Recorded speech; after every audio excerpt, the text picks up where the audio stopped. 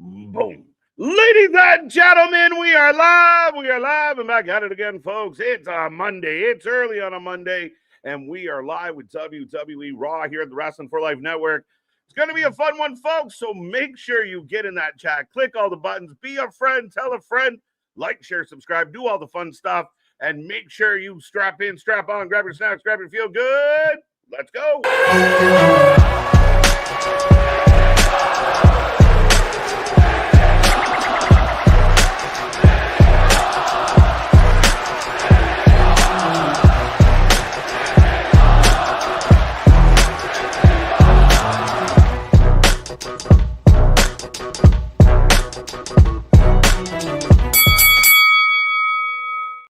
Ding, ding, ding. We are live and back at it again, folks. Like I said, we are the Roxanne for Life Network. This is another live stream as we bring you WWE RAW, the go-home show for WrestlePalooza, which sounds great. But it's going to be an insane week here on the channel. A whole bunch of go-home shows, lots to talk about, lots to get into, lots to unpack and unfold.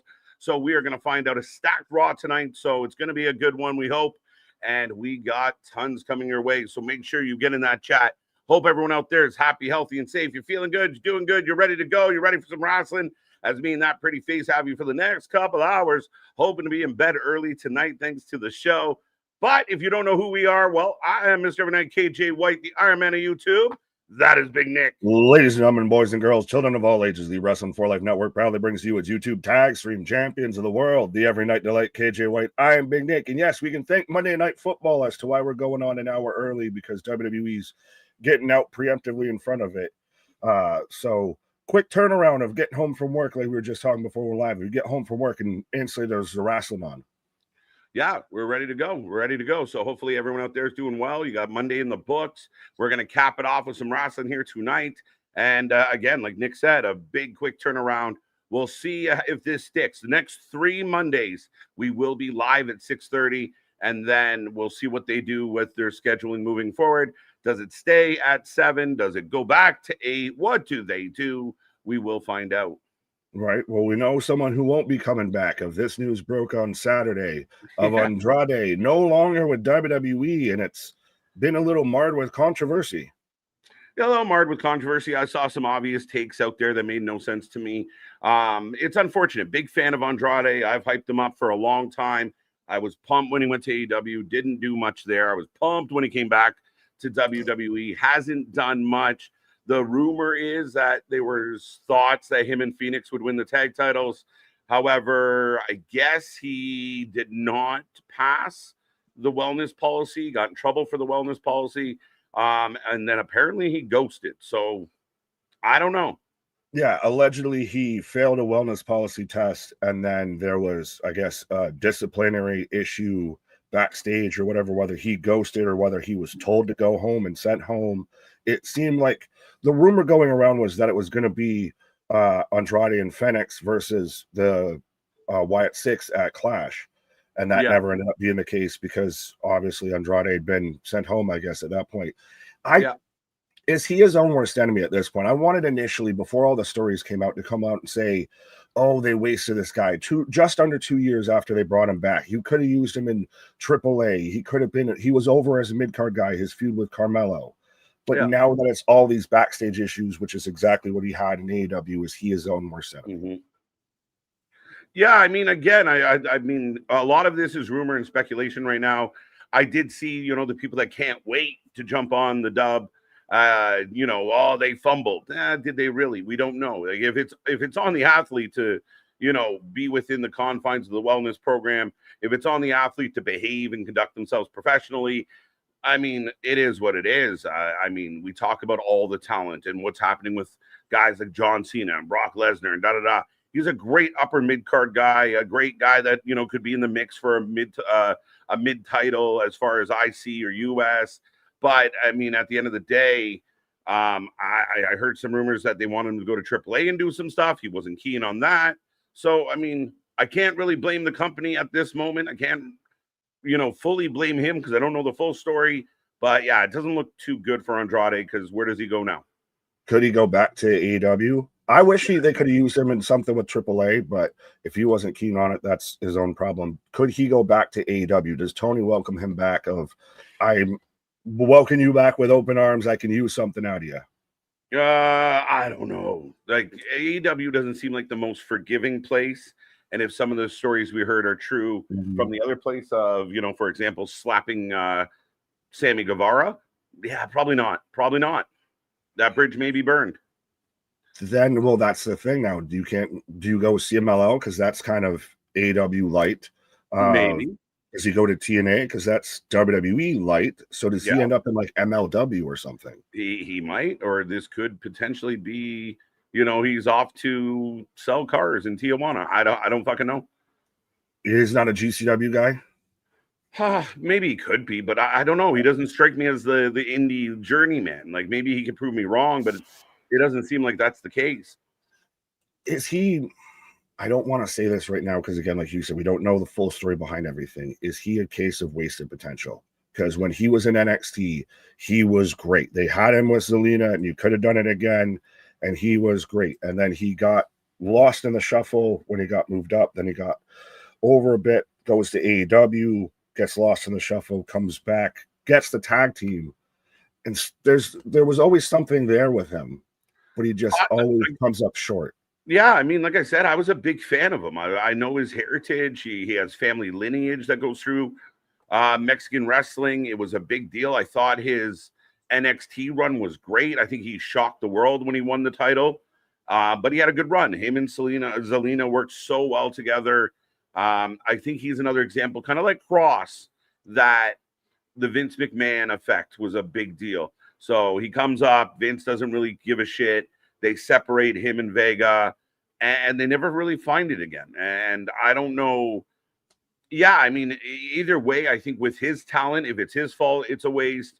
With the company's fault, yeah, I mean, there's an option there to try and get something out of somebody who's incredibly talented. He's a great wrestler. He's super talented in the ring. For those who can't remember, one of the probably the best back elbow Judas effect in the business. Oh yeah. But at the end of the day, like if you're a problem, you're a problem. Did you freeze or did I freeze? I'm still moving. I can't tell if KJ froze, so I'm going to keep talking. Are you back, sir? Did I freeze or did you freeze? I'm still talking. I don't know who went out. Fair enough. Either way, but you mentioned Cross, and has that gotten all quiet on the Karrion Kross? Yes. Is it that we want Cross movement? Seems like it's on life support. Yeah, I mean, ultimately, I think that, life support, it's non-existent. It's kind of like the R-Truth. And this is why Triple H goes on interviews and laughs at the internet audience. The IWC has convinced themselves that they're all powerful, they're all knowing, They know you so well. They know you're going to piss and moan. They know people, this Saudi mania. They know you're going to bellyache. But they know you're going to watch. They know you're going to stay. All the people, how many accounts out there are dedicated to just shitting on the WWE all day, every day? No matter what they do. No matter what they do. That's what their goal is. But they're watching. We hate this programming. It's lame. It's not anywhere near as good as my favorite company. But we're going to watch. That's the biggest thing is like the hate watching movement is like something from 2020 on that I still don't understand. Yeah. And that's what it feels like. I see podcasters all the time, Nick, that, WWE sucks. AEW sucks. The indies, like, what do you like in wrestling? Like, I get it. My favorite team might not be doing well in the league, but that doesn't mean the league sucks. So if you don't like any of the wrestling, what do we do? Have a fucking wrestling summit and bring all the companies together so they can appease the internet fans? Again, I think the internet fans just aren't necessarily wrestling fans. They want big pops as far as like returns, surprises, free agents. They want tables, ladders, and chairs. Oh my. They want all the big stuff, but they seem to get lost in the shuffle when you try and tell them a story. They want something that they can constantly always go on Twitter and either gripe about or retweet how crazy this moment was so they can react to it, this and that and everything. Right. Yeah, and it's the vocal minority. And we've seen that now proven beyond a shadow of a doubt at this point, that even there has not been a single show we've watched across multiple companies that we couldn't find at least a couple things that we enjoyed about the show. Even if it was the most indie of indie darling shows and still kind of a train wreck, there was still one or two things we enjoyed about it. Yeah. I don't get this whole idea of everything's terrible, everything's awful, nothing is good. Yeah, I really don't get it. And I mean, like I said, last week when we were here, you know, we watched kind of a good amount of people give their 2 cents on each show. And for the most part, I think WWE in general has been getting, you know, A's, B's, maybe a B minus, a C here and there. I know Dynamite's been up and down as far as its ratings go, but it seems like the more actual fans you're talking to, the people that watch it, not just clips or jump on rumors, or there is some stuff to like about this show. Like, I mean, we just get AJ Lee back. The crowd's going nuts. We've had John Cena's farewell tour to varying degrees of success, but it's still a big deal. You're getting crazy, like Jacob Fatu gets pulled into the mix. You sign guys like the Gorillas of Destiny. You bring in Tala Tonga. Like, there's been a lot going on the shows, not to mention all the actual storylines and angles and the CM Punk stuff with Seth and crazy matches. Yeah, not all of it's perfect, but to say like, oh, the wrestling sucks. Well, what do you like? What do you want? I see there's no pleasing you. Right? Like, what are we going to do? Should we say hi to the people? We can. So, new champ, and shout out to Christian. Christian tied with MDB on Friday night. MDB actually clearly won the tiebreaker this time. So MDB is as close to a returning champ that we've ever had. Close. There we go. Well, as he had it split last time, and now he just took over Ronan's spot. Yeah, you just bumped Ronan out. There you go. So congrats, MDB. The Knee Pad Patrol has the championship. And then, of course, the top 3 from Friday, Spaz, Mega, Jose. So that's your little crown on the screen, folks. Get in that chat. The more you chat, the more points you get. Get up on the board. And we got lots going on tonight. But, yeah, I guess we can say hello to the people as I see this chat filling up. We want to get triple digits hanging out with us. So tell all your friends, tell all your relatives, tell anybody you know that likes wrestling, send them this way so we can highly entertain them all week long. Yeah, and you got to remind them, too, that all month long we're going to be here an hour early when it comes to Monday nights. We're normally here at 7:30, now we're at 6:30. So we're here with your dinner. That's it. Bring your snacks and your feel good. Let's go. Zach, first one in, reminding us it is double cheeseburger day. If I only knew that earlier. Isaac, welcome back. Let's go. Yeah, John Cena will be there tonight. AJ Lee, CM Punk, Seth Rollins, and Becky will have it a face-to-face. We'll see what this means for John Cena. Does Brock show up? I think John Cena showing up tonight leaves what, 4, 5? Well, no, we're at like 8 now. Is it 8? We got to take out WrestlePalooza. So there's another one, son. We're 7. We've got his final match. We're at like 6 or so. Okay, so not much. We're roughly around there. Well, and he's also going to be in Massachusetts too as well tonight. It's going to be in Springfield, Massachusetts. Yeah, I wonder if that counts. He just gets a hometown discount. It counts as half of one. Right. I can't wait till he breaks his retirement tour to show up for WrestleMania 43 in Saudi. He might actually. Like, he leaves one date open forever. Right. Hashtag sports. Danny, how you doing? Welcome. Eric, always a pleasure. Yes, should be big, especially going against not 1, but 2 Monday Night Football games tonight. So, yeah, this becomes part of the test here is, does going an hour earlier help you avoid the football? In theory, it should. It's going to be interesting if it sticks. I mean, they've done varying degrees with WWE programming. I mean, SmackDown for the longest time shifted back to 3 hours and then shifted back to 2 hours. Mm-hmm. Now with Raw, pretty much through all of fall, shifts, an hour ahead. Is that a little bit like when Tony would move his pay-per-view matches around because of the NBA? Yeah, maybe to a lesser extent in the fact of, like, it's really crazy to extend a pay-per-view by a half an hour, like, and kind of burn out your audience. I mean, we've done that a couple times. Not my biggest choice. I think when you got the platform like Netflix, it offers you the opportunity to kind of have this flexibility of what happens. We'll run it for 3 weeks at 7, and we'll have instant analysis on how well the show performs. So because Netflix is kind of a new thing, they're in a new positioning. Ultimately, the advice I can give to Trips or anyone else out there, make a show worth watching, make a show worth missing the first quarter of a football game. Yeah, because with them going up, they won't be getting till, the second half really till pretty much Raw's off the air there. Yeah. Now, I don't exactly like, granted with the international shows, how much Raw has moved around a little bit. It's been one of those that's a little hard to put your finger on when it's constantly going to be on and consistently on. Yeah, coming out of the European tour, I think the saving grace for them is the fact that, like, for the American audience, it's at 8 o'clock. It's at the same spot, in a lot of cases. Same thing with SmackDown.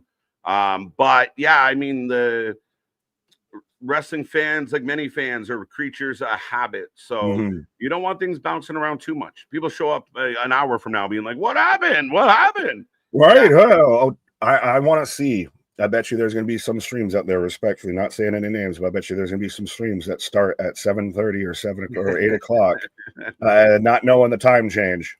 It's like that one kid that always shows up late to school or late to work and everything because they don't realize they got to put the clocks forward. Right. Spicoli, why you late? I don't know. Kevin, how you doing? Sean Reed, good to see you. What's up? All the hashtags, use them, folks. Spread the word. Gonna have to miss again tonight. Sun's football game. Have an awesome show, fellas. Sean, good luck to the little guy. Hope he bangs out a big dub. And thank you for popping in. If the little man's anything like your team in fantasy football, he's gonna lay a whooping because I faced Sean this week in fantasy football. I currently have a 1% chance of winning. I don't think I cracked 100 points. I have 94% chance of winning, so I'm pretty pumped. I laid a whooping, making up for week 1. There you go. We're going to have a lot of parity in this league, I think. Let's go. I think it was, we'll get there later. Kevin, how you doing? Alexander, how you doing? So it looks like CM Punk has been confirmed for the WWE Super Show in Japan in October and 17th, 18th, Sumo Hall. Yeah, it's kind of cool. I mean, this is something that AEW could have done when they had Punk. So the fact that WWE is going over to Japan, he's already advertised. It's going to sell a ton of tickets. It's going to do well. Oh, absolutely. Is that going to be on TV or is that a house show? House show, as far as I know. Okay. It's like a super show. I just seen it advertised. I hadn't seen a clarification on if it was a house show or if it was going to be on TV or not. Absolutely. But thank you for popping in, Alexander. Good to see you. Alexander Avalon. Sounds like a wrestler's name. J1, welcome back. Triple H announced over the weekend the WWE are building a bigger, better performance center. Tony Khan should buy the old one. I mean, it's in Florida. I mean, how far is Jacksonville? Where's Jose? How far away is Jacksonville from Orlando? Wholesale. Yeah, right. Yeah. The rumor Tripp said, not even a rumor, Tripp said it, a bigger, badder performance center. So let's go. I mean, they are investing in the future. And that's one thing where people talk about the demise of WWE and the decline. As much as we talk about the business side of things, and business is all booming. I mean, if you're a shareholder for WWE right now, I think it's like $200 a share. It's ridiculous. But at the end of the day, the talent, the NIL program, the ID program, a performance center where you can mold and craft talent. We've seen some of it already come to the forefront, and we're going to see more. And that's imperative for what they do. Well, and WWE continues to try and stay one step ahead of the game, pun intended, I guess, of the network was innovative. Everybody, oh my God, you're losing all of this pay-per-view money. And now everyone's wishing that we got the network back, of having your own developmental program that's in-house, having your own performance center that's in-house. Of they have consistently tried to find a new way that they can push stuff forward. The NIL program, WWE ID. And I think that's what some fans need to remember is like now we're moving to ESPN and blah, blah, blah. Like people freaked out when that stuff happened, like it was going to happen. We saw the negative blowback, but people felt the same way about leaving pay-per-view. Oh, they're going to never like they were fine. It was okay. It worked out. Now people miss the network. Like, exactly. Can we just go back to the network? Want to click on it, but I see some people answering me of it's 2 hours, I guess, from Jacksonville to Orlando. So then there you go. Just have that as the Ring of Honor, performance center. Let's go. Yeah. Well, would they have to have a deal with Full Sail University? Yeah, I don't know how they would actually work out how they commission that. So I would imagine something, but it would be funny as hell. But I mean, I highly recommend Tony consider a training and develop place and use it. And some people out there might say, "Oh, they no. You can't just let your workers work the indies and hope for the best." Indie dates aren't training. No, Timmy, how you doing? Clay Lewis, welcome back. Let's go. Yes, doubleheader in the NFL. So should be a fun Monday for wrestling and football fans. Timmy repping the gold and yellow. Sorry, the gold and purple. The Vikings. Yeah. Thank you.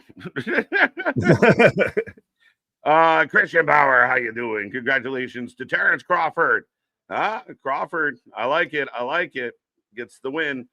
I watched that fight. That was a hell of a fight. And it's nice when it actually lives up to something. Eric, welcome back. AEW September to remember. Yeah, so this crazy week, NXT tomorrow, September to remember. Dynamite Wednesday, special go home episode from London, Ontario. And they will be heading to Toronto on the weekend. We're going to be here for our marathon. We have our preview show on Thursday. We have SmackDown on Friday.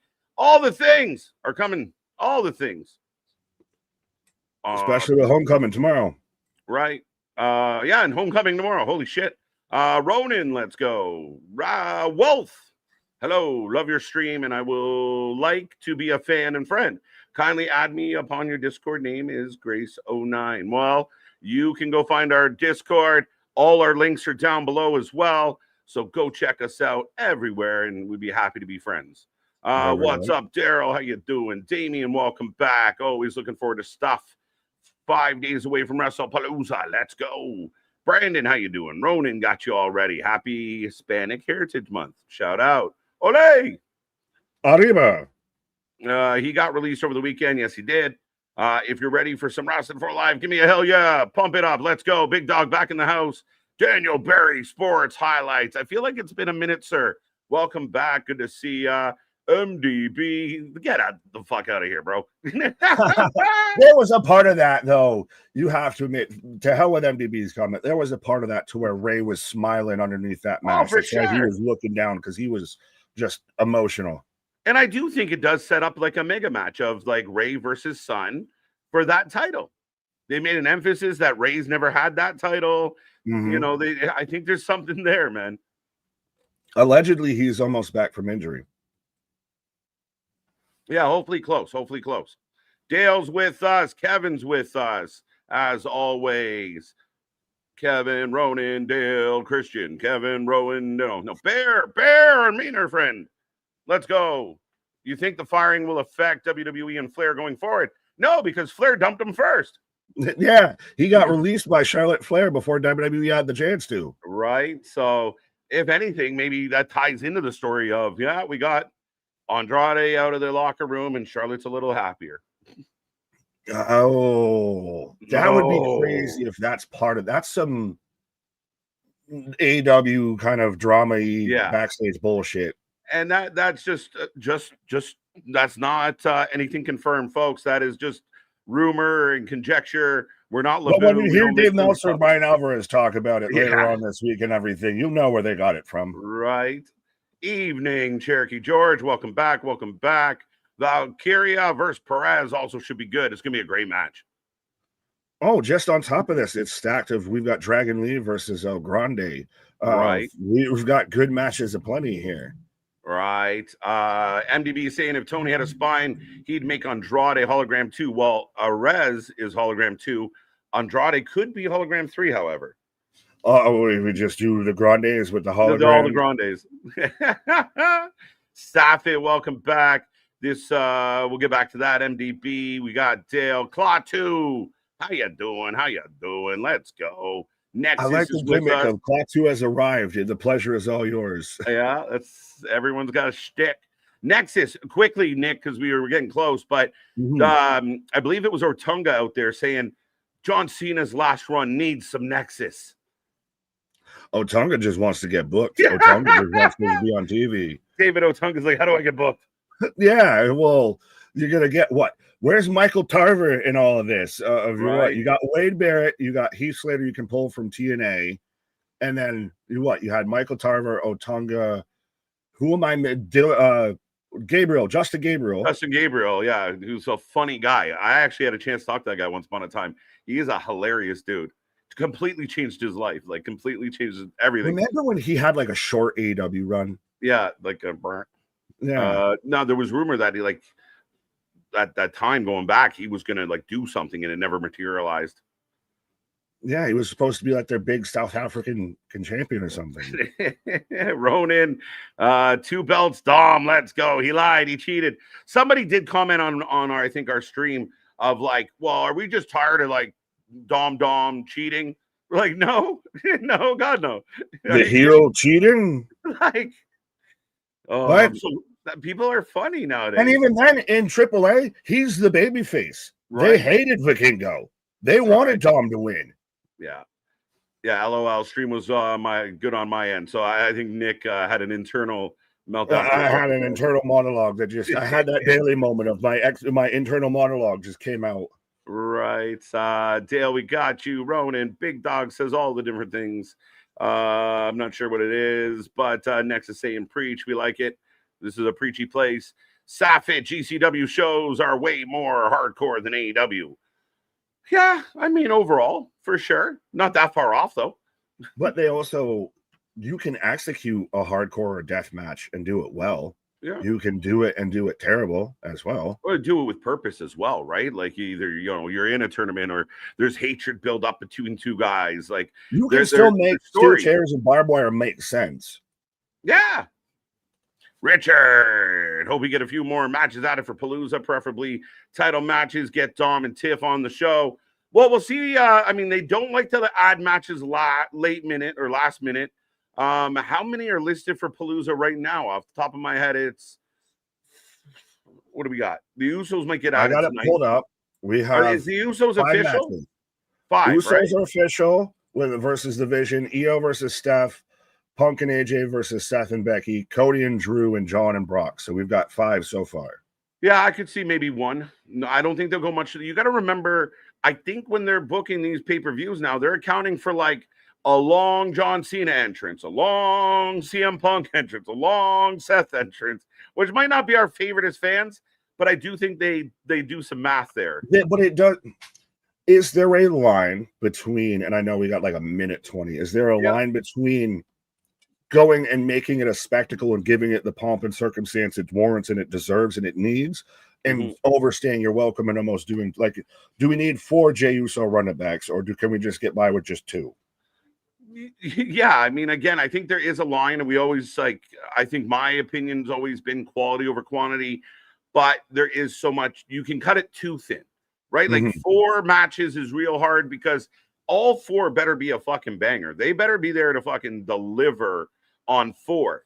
But then if you go the other way and do 13, 14, 15, now you're creating an automatic malaise amongst your crowd that sometimes when you get to the key stuff, the important stuff, that people have tapped out. They're just mentally fatigued because you made them wade through so much shit to get what they really wanted. Is it kind of like a UFC main card? If you keep it to about 5, maybe 6, if you're going to try to extend something or whatever. And then you have all the undercard, but the undercard you don't put on the rest of the main show. Yeah, I think you go 6 to 8. I like 7, 8 matches. It's kind of nice. But I like the fact that like WWE for so long, there was always like 2 or 3 matches on a pay-per-view that went like 3-4 minutes. Yeah. And it didn't feel like a special match. So I'd rather have the matches feel a little special and let guys cook, and we get really good tag matches. We get really good, mid-card matches instead of just squashing them all. Right. We are about to get the start of the show. Zach got you already. Loving the cheeseburgers. Jonathan's back with us. MDB, we got you. Jose, always a pleasure. Josh is with us as well. Jose, Christopher LaClaire. I feel like that's a blast from the past. Craig Milner, Z-Man, and the logo. I have, drum roll, then. Oh, so close. Now? Oh, it's like so close. So close. Forever. There we go. Oh, I might have even given you half an extra second. But ladies and gentlemen, we are together. Oh, I just got together. What the fuck happened? Here, I'll dab. I got the big W logo fading away. And overhead shot of the Gamebridge Fieldhouse. Round of applause. Big Al. Bonkers, what's up? Klaatu, we got you. There's a super chat we're going to get to. Bradley, the giver of gifts. How you doing? I was in Pittsburgh for Eric Church. Dude, he's on my list of must-sees. I was just talking about that yesterday. I hope it was a good time. There you go. I got Smooth Operator. Steph. Just wet. It looks like she rolls out of bed. Gorgeous. Well, is she challenging Rhea for top goth mommy spot? Oh, for sure. People love her. And they don't have that, like, we've seen her for a while vibe. Yeah. So Dragon Lee against Americano. I mean, coming off of AAA. And again, AJ Styles has issues with Americano and Dom. We haven't really explained, is there a relationship between Dom and the Americanos? There's a lot of questions that need answered, but still no Paul. Yeah, well, you would think if Paul could be there, he'd be there in the neck brace. So are they saving Paul to be some disruptor at some moment? Yeah, maybe. Can we see you? Paul Carpenter's back with us. Big dog. Jose Spaz with the $5 super chat. 2. Start with this one. You think the 7 p.m. spot stays if the numbers are up during the Wednesday Night War? I always said be adults for 10 seconds and shift NXT 7 to 8, AEW 9 to 11. Is that not bending the knee on either side? At that time, it would have felt like it. And I mean, I saw a post going around, like the old thing, like from Forbes of like AEW punches NXT in the face. And we're like, ha, ha, ha, ha. I mean, that's how AEW was when they came in hot. But if the analytics of 7 p.m. are favorable, I think they'll try it. Oh, for sure. And then they're giving it not just a 1-week tryout. They're giving it, the rest of the month and to see how it does. Oh, for sure. Spaz with another $5 super chat. I picked up the movie Dark Match, some random ass wrestling horror movie with Jericho in it. Also, it's a good day to make someone's day. Love y'all. Be a friend, tell a friend. That's it. It's a good day to have a good day. Heard that movie before. I actually haven't. I think it's like Jericho plays like a evil like priest or something, and it's all weird. There's also, I know Kurt Angle was in like some terrible B fucking horror movie too as well. And then there was that movie with the little kid, and like I think Big E's in it, and the Chaperone with Triple H. What? There's another one. What was the one with Big E? And the kid gets like superpowers, and he can wrestle. It's like Mike, but with wrestling. Oh, fair enough. I have not seen that one. What's up, Kyle? My personal favorite is Soraya or Paige and the Miz in Santa's Little Helper. Oh God, I thought when you said Paige, there was 2 movies that came to mind. The one that I can't say not the movie everyone else with my family. Oh, that one. The other Paige movie is not a family-friendly movie. Yeah, well, moving on. But MDB, Richard, we got you. Jose, got you back. I think we got almost everybody. Kyle, what's up, Kyle? Thank you so much, Spaz, for the super chats. Let's go. Bradley, we got you. Philip back in the house. Boston back in the house. How fitting that Boston, why aren't you there? It's just in Springfield. Right. As we are getting a replay from last week. This a Jey Uso heel turn? This is the question that everyone's been halfway asking. No. Jey felt he owed LA a receipt and got his receipt. I can't imagine Jey Uso going heel. I think LA is going to end up being the heel of the whole situation. But it's interesting that like there's still this question mark. And it's not a slam dunk. Like it hasn't just been like the Usos are back together, celebrate. It becomes like, I'm not sure. I've heard a theory, and I actually like it, that this is Jey taking more lessons from Roman Reigns of now he knows what it's like to be a world champ and everything like that. He knows to be at that level. Jimmy still hasn't reached that level yet. So he relates more to Roman in this situation. LA trying to get a Jay. Pierce is here. So I kind of want LA Knight just to punch him just because he's got a Red Sox Yeet jersey on. So the Usos walk in. So I think we're going to get Jay versus LA tonight. Oh, no. Let's go.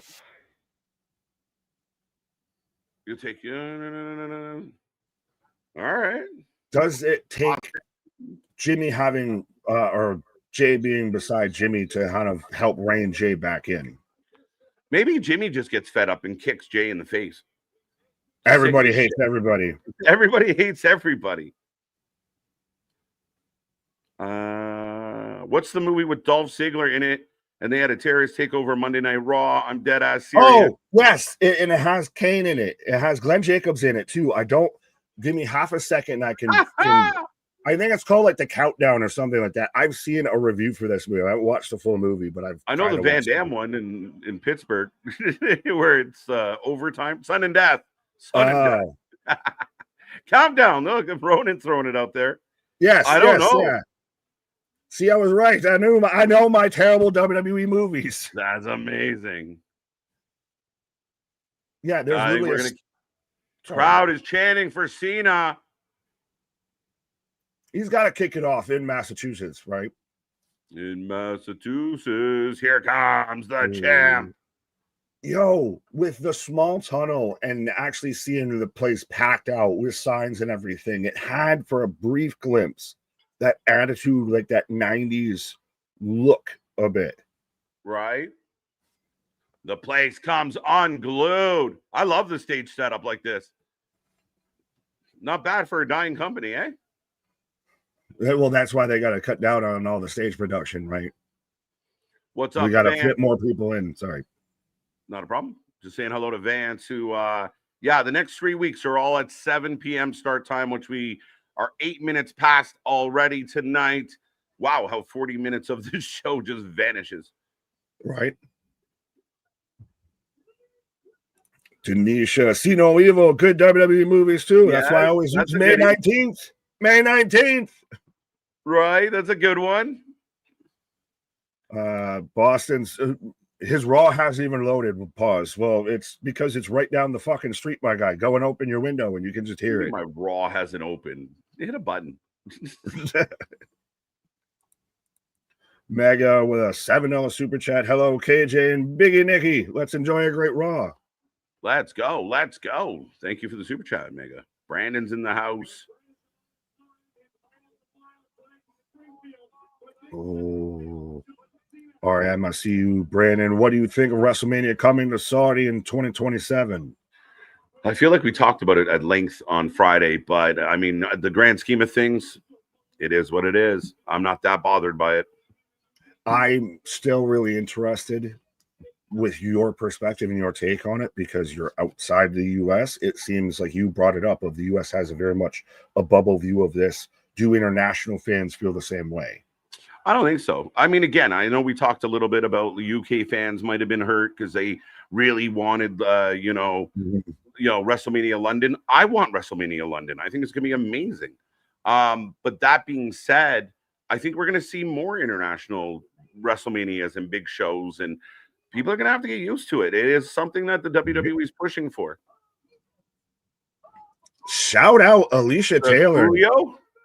No, Alicia Taylor. Spending most of our lives living in a Raw's announcer life. No, Alicia Taylor out there doing her crack at it because this is now John's done with SmackDown. Right. So now he doesn't have his consigliere, his personal ring announcer. Champion. Click some more buttons, Boston. Let's go. I'm tech support here tonight. Log in and log out. Figure your life out. Have you tried turning it off and turning it back on again? Right, Boston's like, this shit company can't even give me my wrestling on time.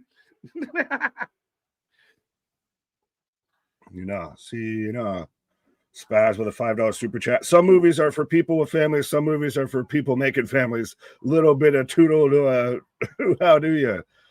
It's true. It's facts. Caught the 316, fucking what's up? We doodle-doo. need Dirty Yeah. Dom. Okay.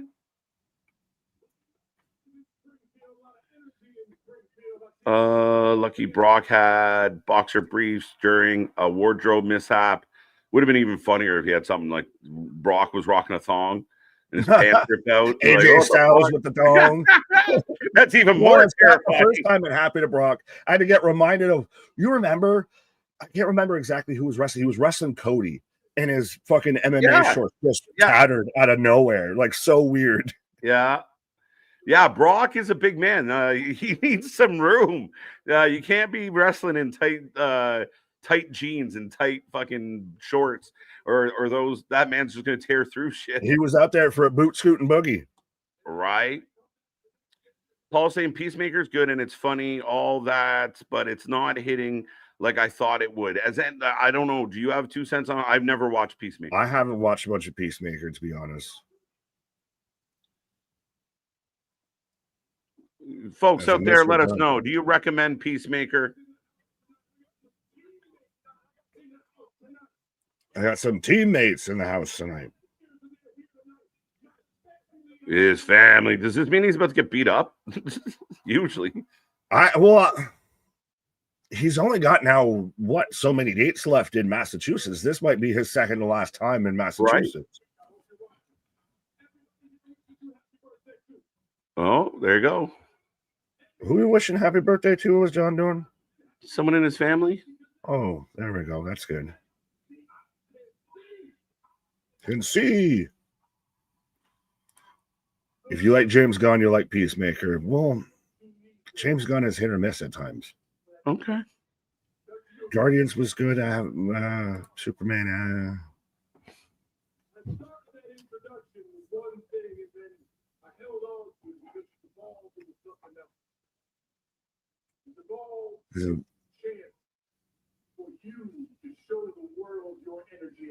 Is involved in a chance to show the world. Yay, Peacemaker. Okay. Cena giving a shout out.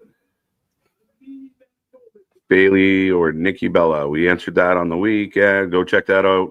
Video down below, Alan. There's a whole video dedicated to it. Right. Cena versus Dom would be weird. Yeah, that doesn't make a ton of sense there. Right. Taser Ramon. Hi, KJ. What's up? Let's go. Hi, Nick. Yeah, I am high.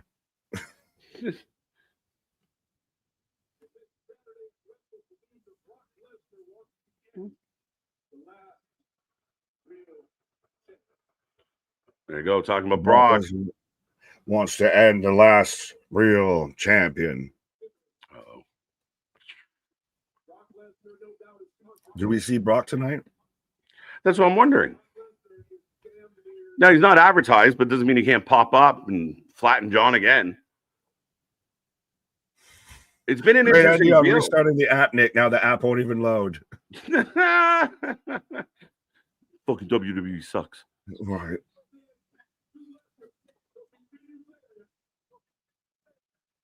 Oh. Talk to Lesnar. What? Talk to Lesnar? Yes, Nick, let's go. So the build for this has basically been 2 beatdowns. Am I correct? Yes. The build up for this is, hey, remember all the past Brock and John matches? Yeah. That's really it. It's been Brock Lesnar has shown up, F5'd him, fucked off for like 3 months or so, came back, F5'd him twice, said, I'll see you at WrestlePalooza, bitch. Right. And then I F5'd R-Truth. Yeah, which I mean, I'd take you for being Brock. We won't see him till WrestlePalooza. How much do we see him after WrestlePalooza is also a question. Well, I mean, again, it mixed like the same thing with AJ Lee, where I thought AJ might be a one-off, but she signs a contract. Rumor is that Brock's re-signed a new contract. So, what do these new contracts look like? True. Could you see AJ Lee versus Becky for the women's Intercontinental title? For sure. Brock, if Brock shows up, it'd be the first time he was on Raw in 2 years. Has it been that long? Well, legal proceedings. That's true.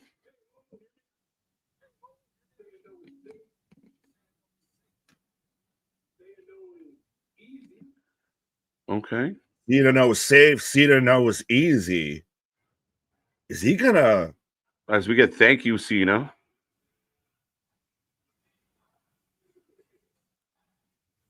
Do we know why Brock is? It's like, why is Megatron mad at Optimus Prime? It's that kind of vibe. They're just always going. Go ahead. It's Chicken and Peter Griffin of just. Right. It's a feud that started a while ago and it just keeps fucking going on. It's when I see you on site. Yeah. I saw someone that was trying to throw out the idea that Brock was out there to defend, like to stick up for everything Cena did to Cody. Because remember last time they fought, they shook hands and hugged it out and everything. Yeah, sorry, not the case. No, I just think there was a list of names that John Cena felt he had to hit before he went out, and Brock was on that list. And David Otunga wishes he was on that yeah, list. David's trying to get on it. Otunga, and I wish AJ Styles was on that list. Yeah, right.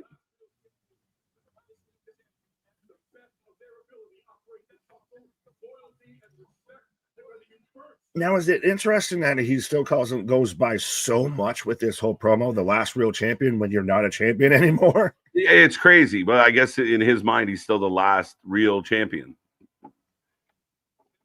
He's the one that broke the 17. Right.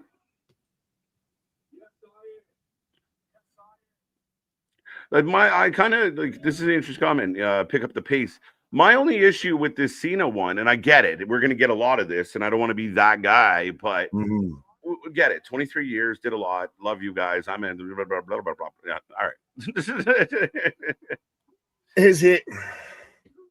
That is a bit of the issue of every time now with John, of every time's the last time speech. So every promo segment that sounds could be similar. 5 minutes is like 20 minutes. Yeah. Guys, we're almost 18 minutes into Raw right now, so or not almost. It took 45 minutes between him starting SmackDown and to where Brock came out last week and everything. Yeah. And it cooked, it rolled. I thought it all went well. It's funny when you go from Friday to Monday so quick, and you're like, all right, this sounds like Friday's promo.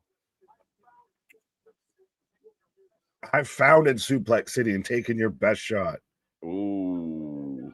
No, if I remember, John, that's where the whole meme started. Suplex City, bitch. And then he proceeded to elbow the shit out of you. And right. Come get Jordan. Some. So there you go. He will take the fight to the base this Saturday. And rumor is it's the main event. Would make sense. I mean, it's the last time, and it's your two biggest stars on the show, all due respect. Oh, for sure. But overall, was that not bad? That was good. Realistically, that's the last time we're going to hear pitching to this match till Saturday. Yeah. Not bad. I mean, not bad at all. Is Jey and LA are still with Pierce.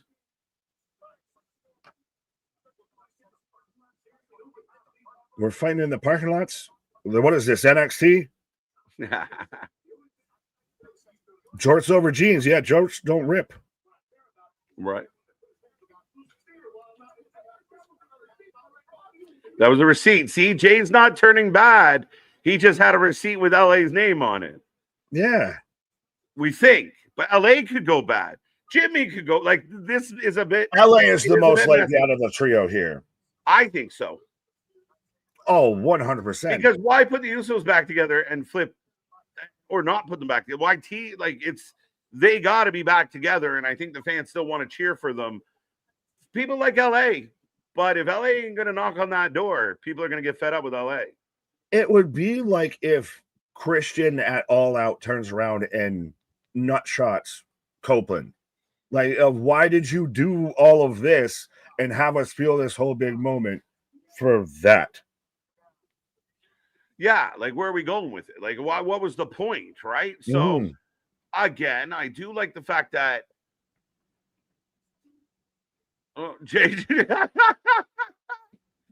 Jey, like just grinding those gears at Paul Pierce. All right. We'll see what that means.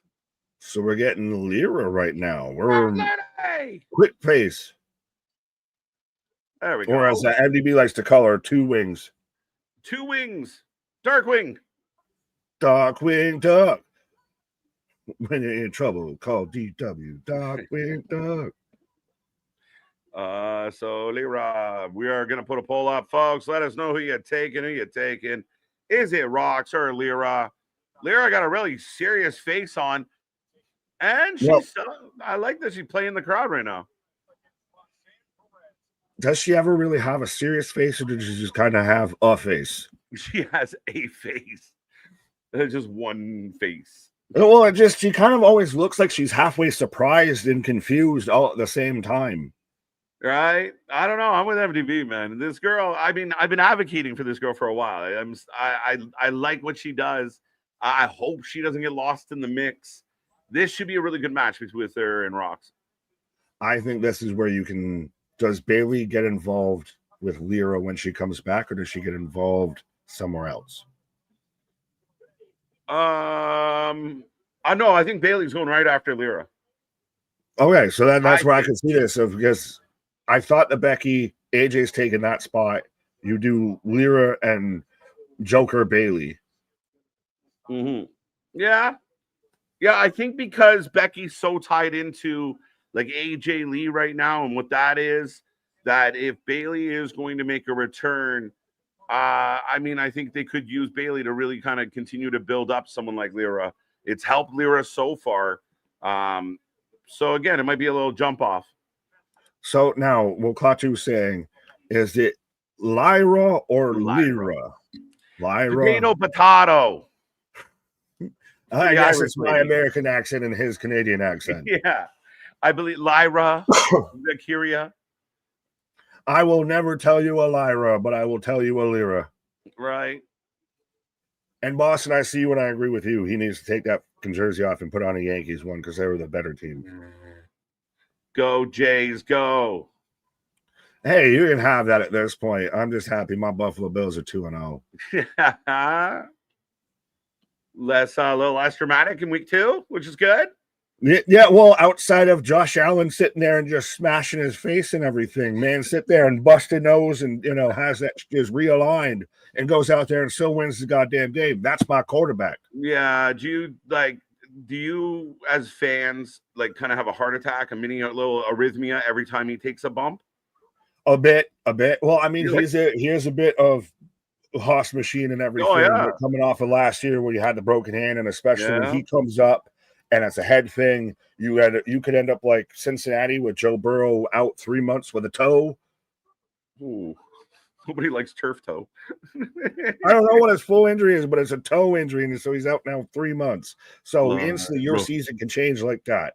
Right. We go from having Josh Allen, the greatest quarterback playing the football today, to Mitchell Trubisky, the second worst Bears quarterback, I think, of all time. It's pronounced aluminum. Aluminium. You added a couple extra letters in there. Aluminum. Why you always Lyra? Why you always Lyra? Oh, that's my good. God. Stop getting Lyra. Folks, I believe John Cena is vying for his 100th PLE victory on Saturday. So it will be victory number 100 if Cena can take down the Beast. So we come out a commercial. Yeah, turf toe, Nick. I laughed at this, though. Turf toe. Nick correcting my grammar is a dark day for me. I need a minute, guys. Right. Like, it's so funny. We need a little thing that pops up on the screen that says like joking. Yeah, well, I don't know any of this shit. Fuck it. If you don't get sarcasm, then maybe this ain't for you. Programming note. Thank you, Spaz, for a $10 super chat as I'm getting a replay of last week. Programming note, me and Jake going to be cracking and stacking an all-out Palooza preview later this week, hoping to drop it live Wednesday, so after we all suffer 3-hour dynamite with the bro KJ, hope you all hang out. Oh, fuck yeah. Yeah, I forgot about that. Yeah, September to remember. Might leave you more mangled and dismembered. You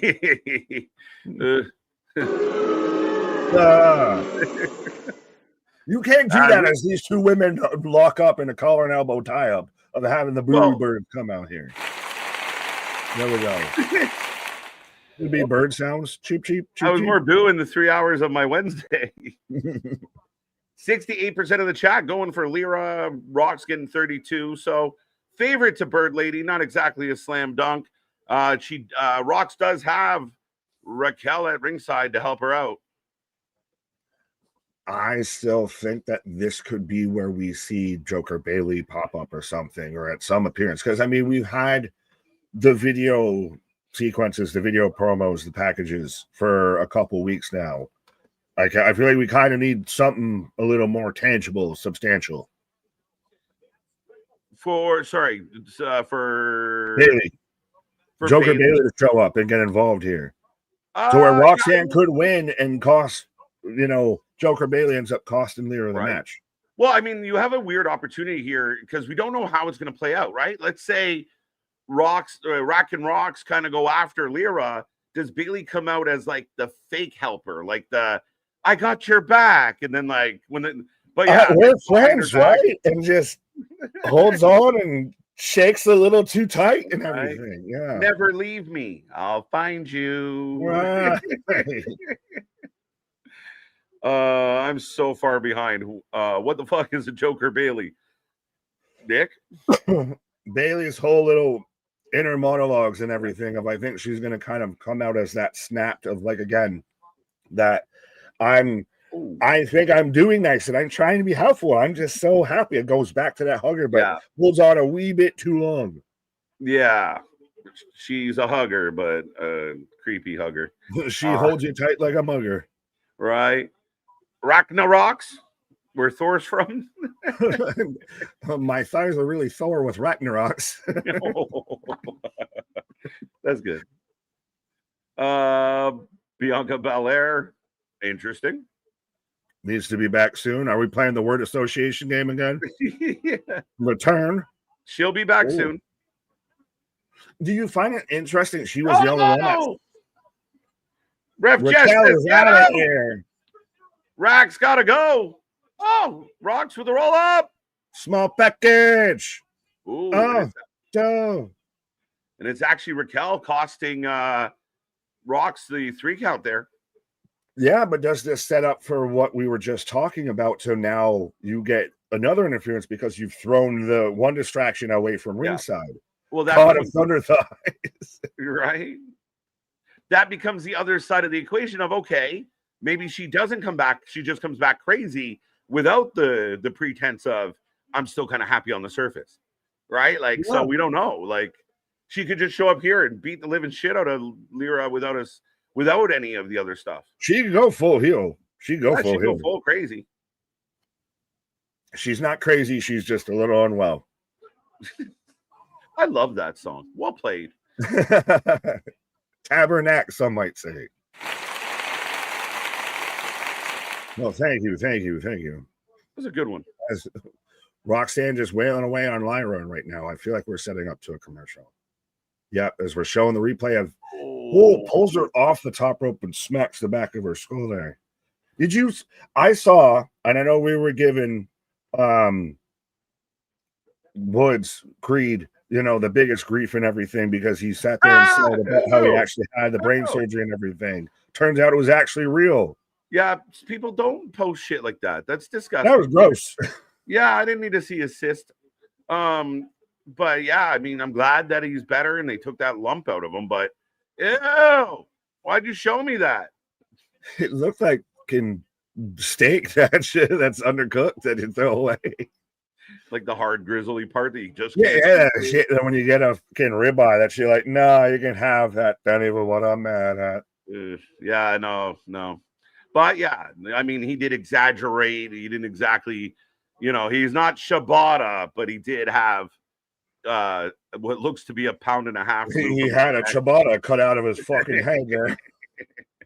Knicks, congrats. Okay. Congrats. On the New York Knicks, I don't know if I'm responsible for them, but okay. That looked like it hurt, as it should, as we are back in the action, by the way. Does now Bayley show up in this match? Potentially. I think so. What if Bayley comes? Go ahead. Well, what if Bayley comes out here, is Lyra spaz in her face with a deadpan expression, crazy, growing like, "Hi, Lyra. Are you Bayley's buddy? Are you?"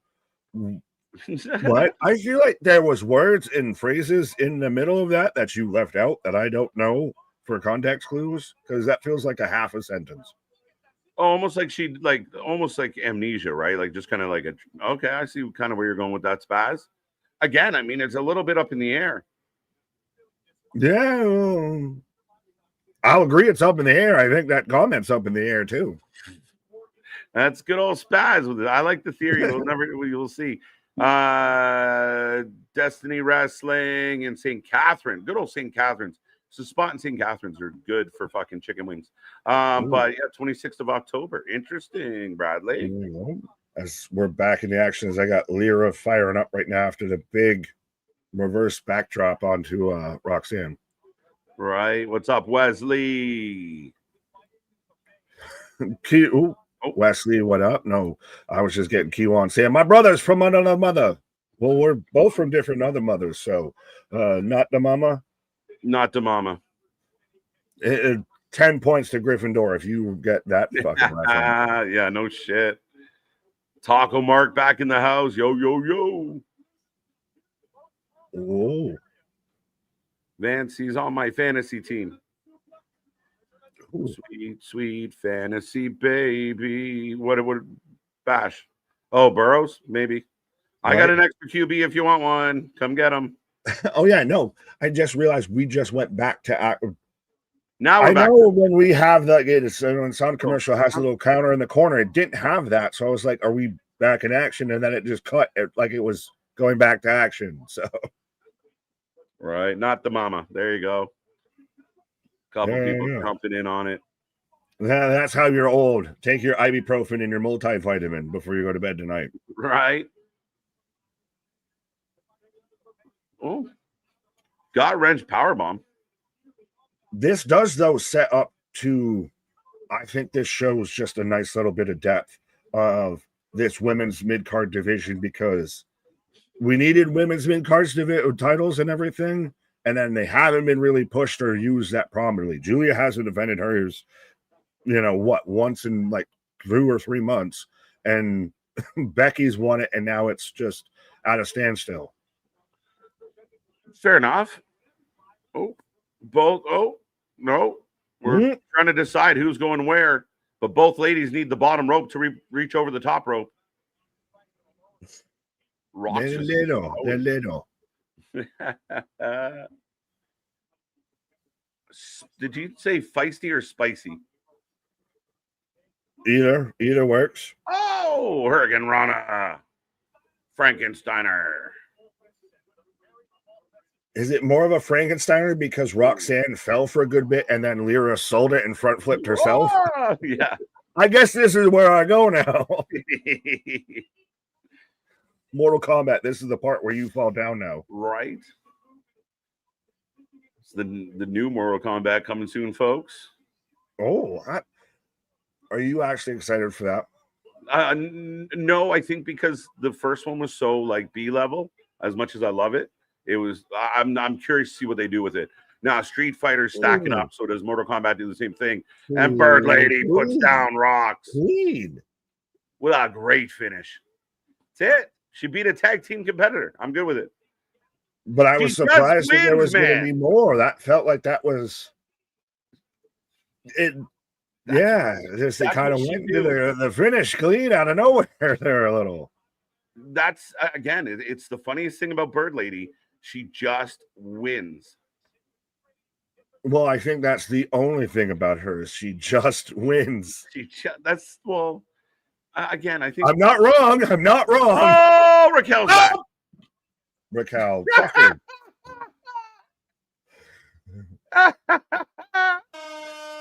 I got debated. No, this is where you talked about this exact I'm going back thing. to the help. I'm helping you, but I'm crazy.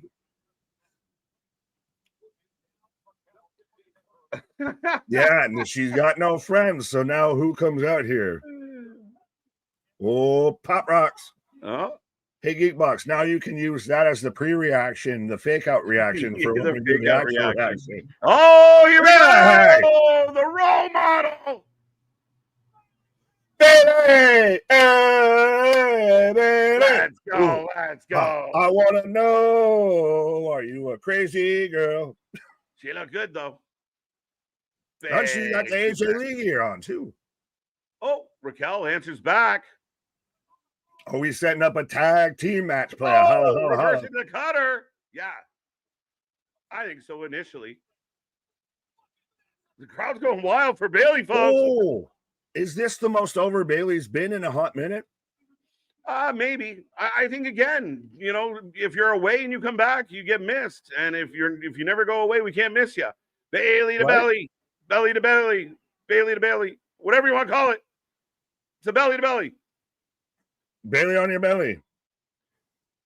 She's smiling. And Lyra doesn't know what the hell to do with this. Yeah. Bayley is back. Bayley. Nick popped a little premature, but she's still I got a premature pop off. That's a death pop. They were so convincing. Death pop. Let's go.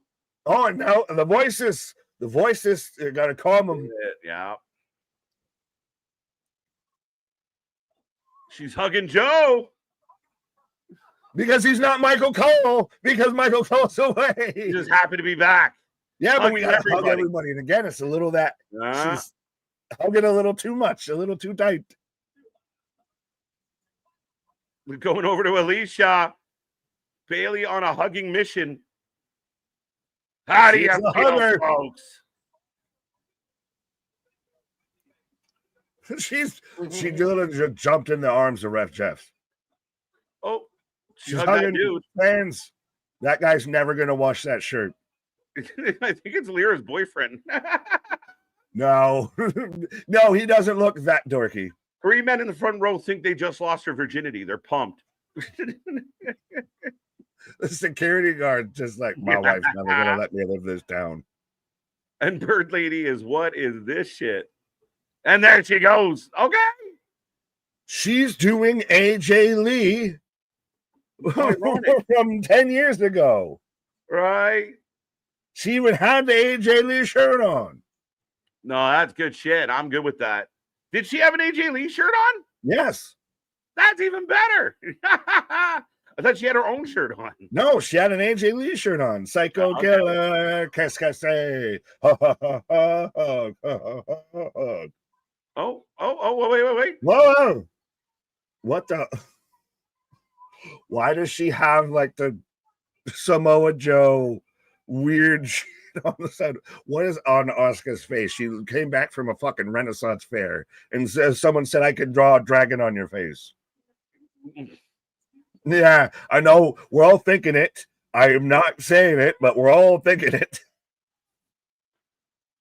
All right. So we were setting up a nice exchange between EO and Steph for their match. What the fuck was that?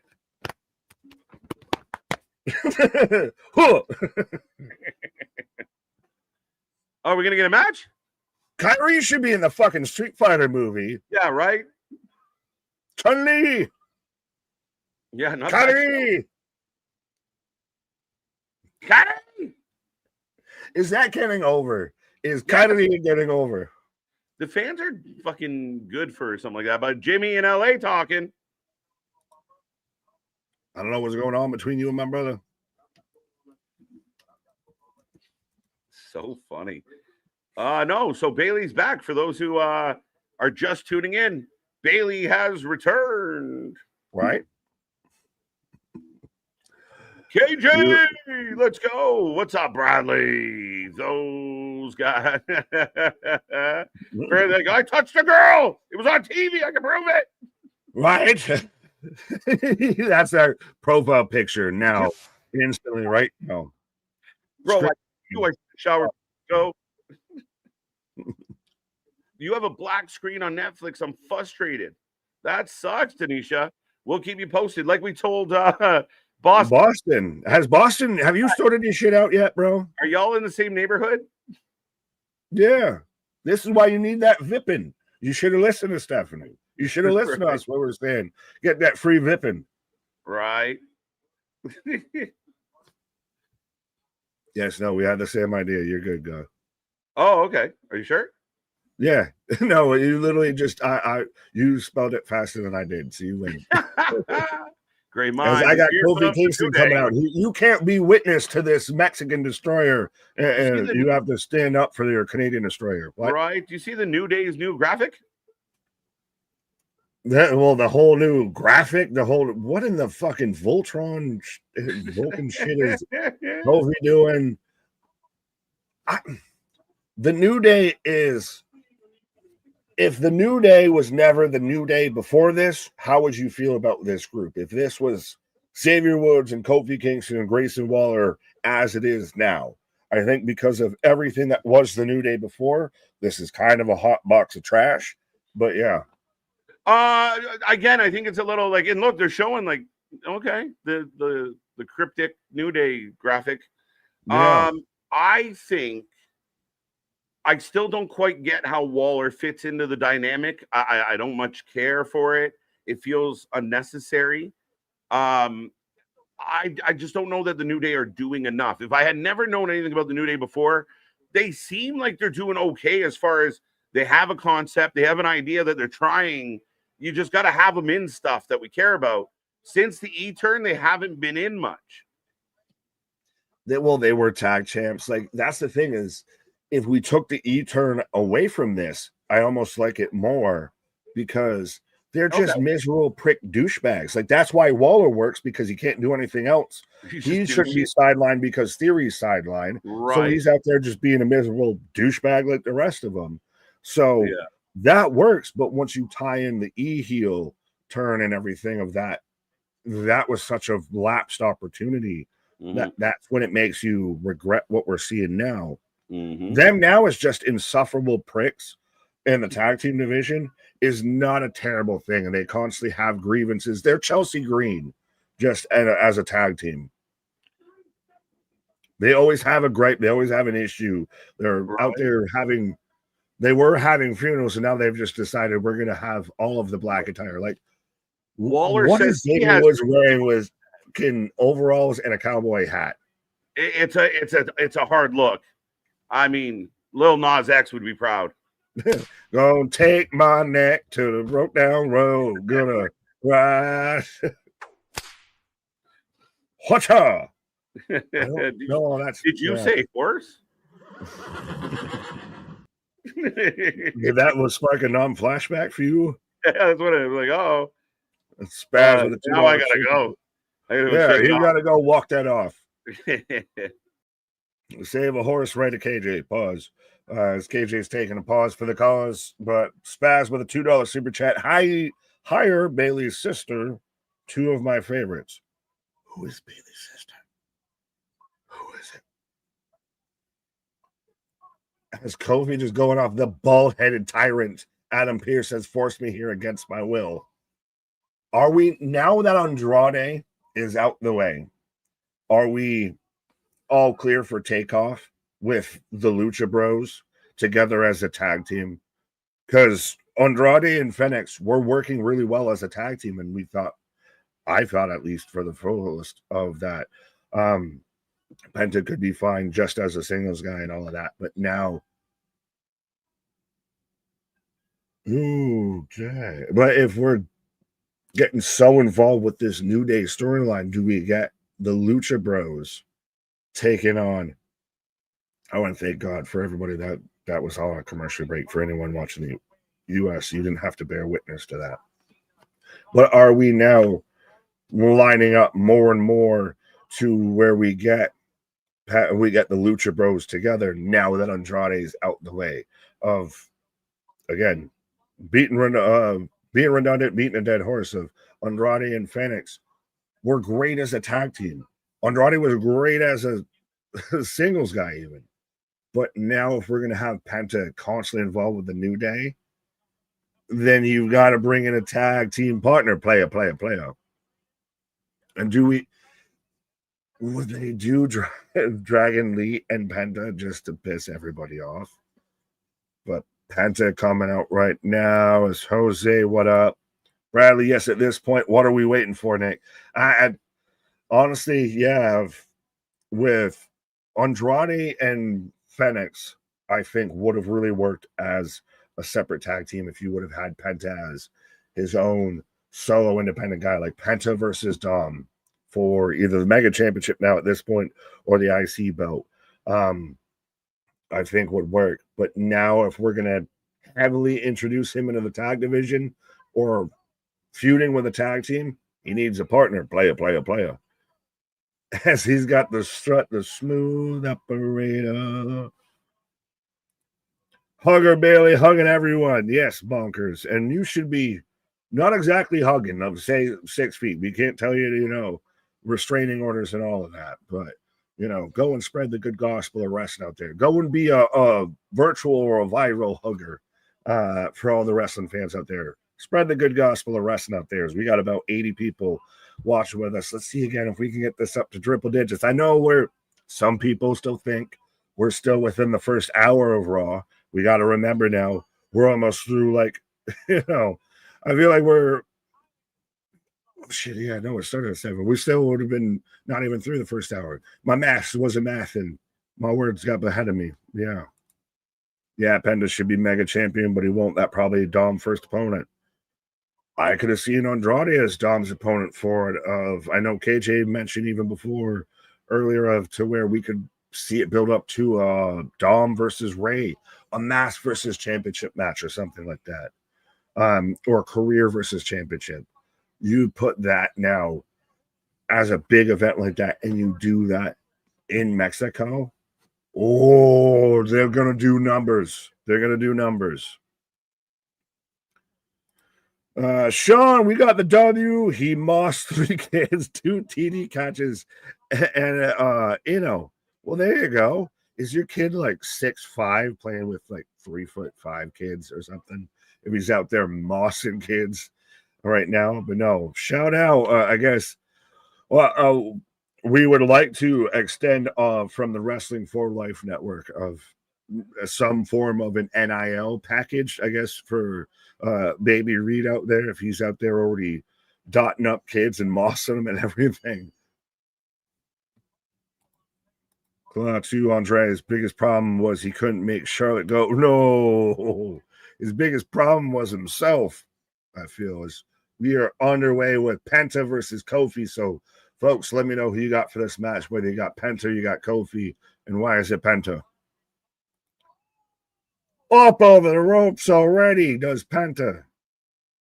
Penta's cool as F. Yeah, absolutely. Penta for the win. Mascara versus title. Well, thank you for the Spanishy translation. I'm predicting that the Lucha Bros will reunite tonight due to a New Day beatdown. Could be. That would be, I know I was just talking about it, but that would be really interesting. And that's kind of do we still get a draft, or we just have people appear when they need to appear and be on the shows that they need to be on? Because remember, the draft was still supposed to be a thing of, God damn it, Kofi, you're supposed to be a fucking professional and representing New England and everything. And that man just jumped into a whole lot of fucking nothing. He hit a frog splash to where Penta was falling before he even got hit in back. All that was just not good. As we go to commercial break, as Austin's out there draping the coat over Penta here. Nick again planning on watching Jake Paul versus Tank Davis on November 14th. Well, there you go. Fair enough. I'll give you that. All the way in November, early in advance. It was a splash. It was a failed splash. It was ugly, disgusting. It was Rude, crude, and unattractive. Yeah, it was a sloppy jalopy. Waller sounds like Nick when he says Zero Mid. Well, see, so then I'm part of the New Day. But yeah, that was Penta was falling as Kofi was falling, and they didn't meet up with centrifugal force. As yeah, and honest to God, at this point, I halfway can't tell whether I'm in a commercial break or not right now because normally the counter's in the corner. And I thought we had one, but we're still going through it. Penta was supposed to go to the ground to take the splash, or his back would have been broken. It was a fail. That's just the safe way to do it. I'm not denying at all that it was a safe way. It was just still getting slop, and I still hate at times where it looks like they jump into a fucking nothing. They just literally dive in a direction and spread out like a fucking bat, hoping to hit something. Bernard, that Bayley segment has me confused. I think I liked it. There you go. It made you find something in yourself there.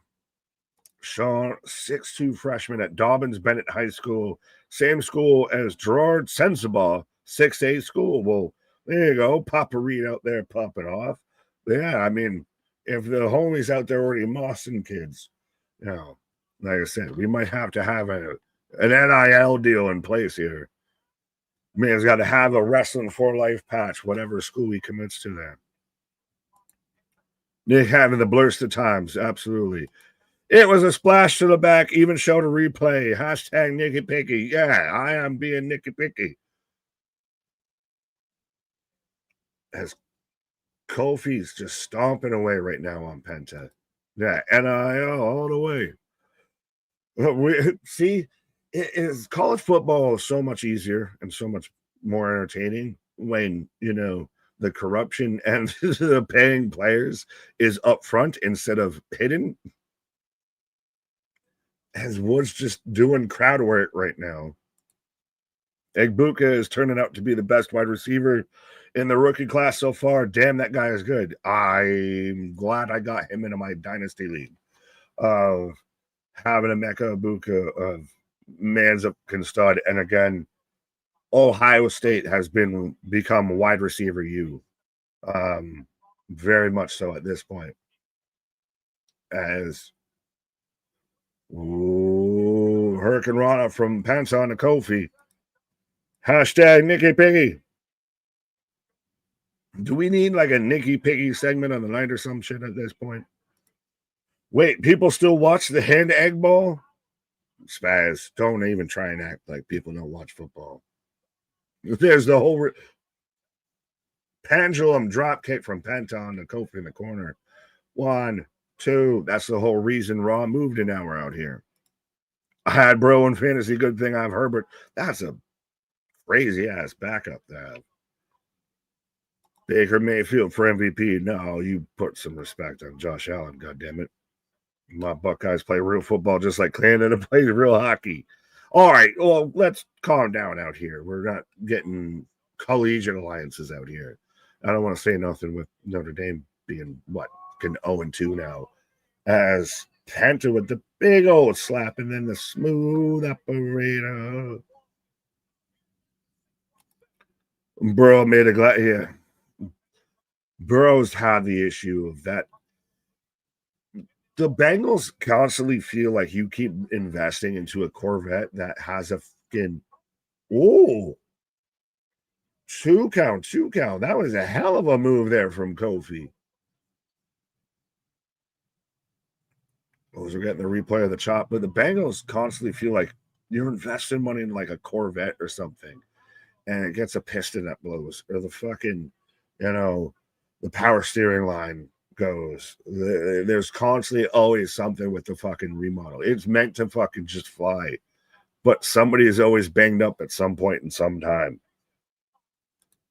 Burrow needs to leave Cincinnati. He's going to end up like Andrew Luck. No. That's bold. Oh, clotheslines. Kofi beats Penta to the race for the knee. Tope, as I got the Tope. Hey, Olay! I don't know if you want to come back on a Tope when we're talking about Joe Burrow's Tope. Yeah, toe's not good. We went from Tope to Tope. But Penta setting it up. The Canadian Destroyer. Destroyer. Glutton for punishment to watch the Mexican Destroyer. Right? I want to see how this ended. I wanted to see if there was something happening here. As Penta is outnumbered and distracted. Uh-oh. No way. Oh, Kofi. But as Woods instantly grabs at the back of his head. Nice. Oh, Mexican Destroyer! And plants that man. Literally fucking pogo sticked on that cell. Pretty. And I like how he did it. He did it like not static. He actually did it off the springboard. That was pretty. That was a decent match. Yeah. I don't Penta know. I mean, Randy, you were on a pause, but I was having the issue of I couldn't tell whether what I was watching was on screen or off screen because there wasn't any countdown corner anymore. No now. Countdown again? Not that I saw. So that's why I was like, I don't know if you can see what I'm seeing, but I'm seeing some pretty cool shit. I would be happier with this, big dog. Penta Destroyer. Yeah.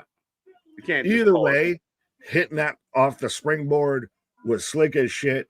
And Kofi sell on that to where he straight fucking pogo sticked and everything was perfect. Right. It reminded me of like Rock selling the stunner kind of thing of just, or Scott Hall's stunner cell of just bounces. Yeah, I love how over Penta is. I mean, Penta's a great example of if you put the right booking behind him and the right love behind him. Who's Jey on the phone with? Roman.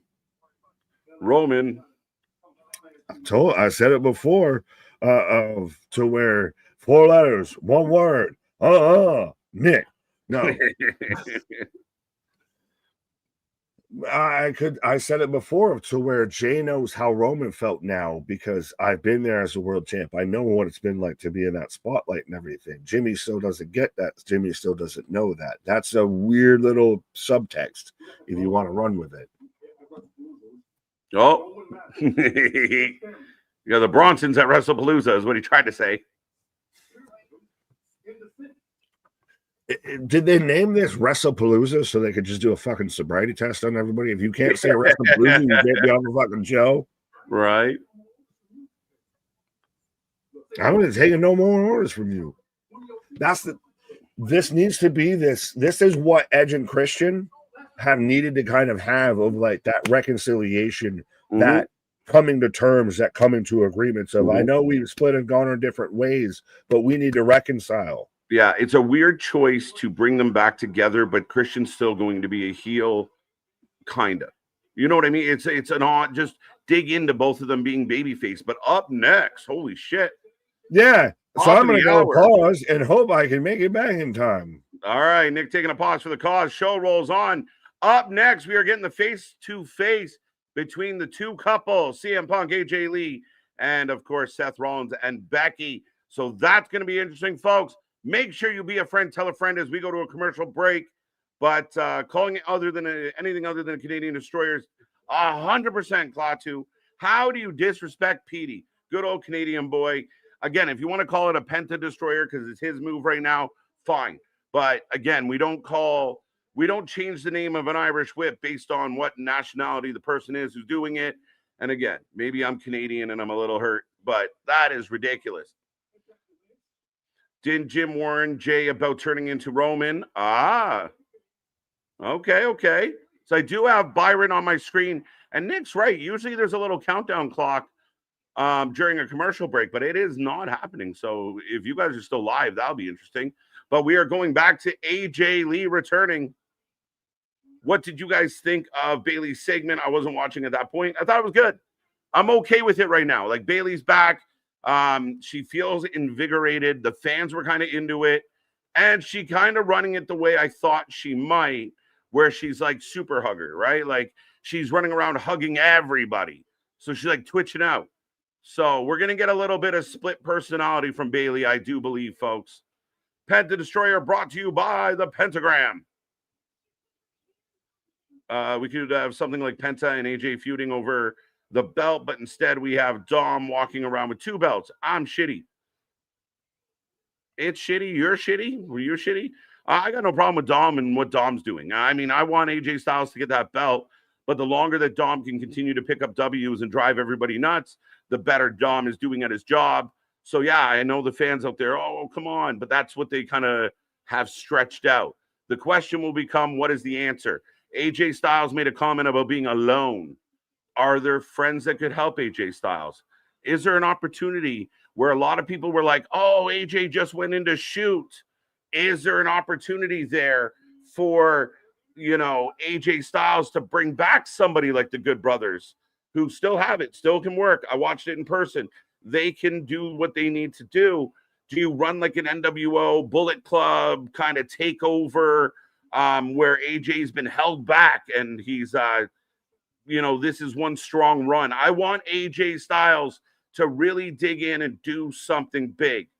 As I am still getting the replay of SmackDown, Punk coming out, surprising Becky, and almost getting his hands on Seth.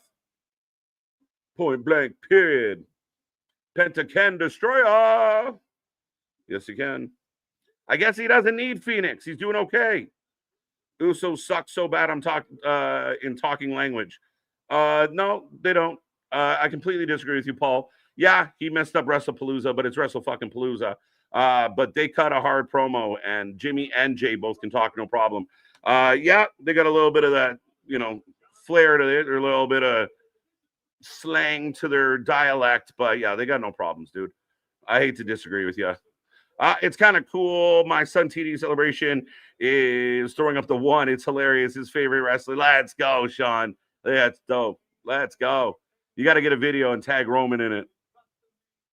But we got Jey Uso throwing out the first pitch. He said it was shitty. Dom 2 belts is best for business. I'm with you, Bernard. I know Boston doesn't like it, but I would disagree. Face to face is up next. Jimmy's still in the back, pissed off. Now he's back to LA.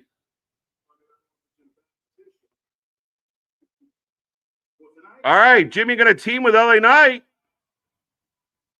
So Jimmy's mad at Jey and decides he's going to team with LA. There you go. Face to face next. It's coming right now, folks. Brought to you by Snickers. As we zoom in on Snickers. If you're not feeling yourself, get a Snickers. Hashtag not sponsored.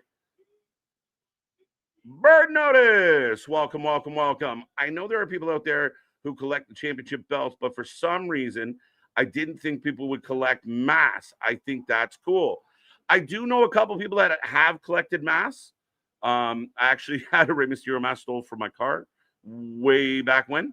But I do know some people that do. It's not highly, as highly noticed as the belts. But yeah, I think they're harder to come by. That's the trick. But I think it's a great idea. It's so ironic. Isn't it ironic? Couple slap session. Let's go. Yeah, how will this play out?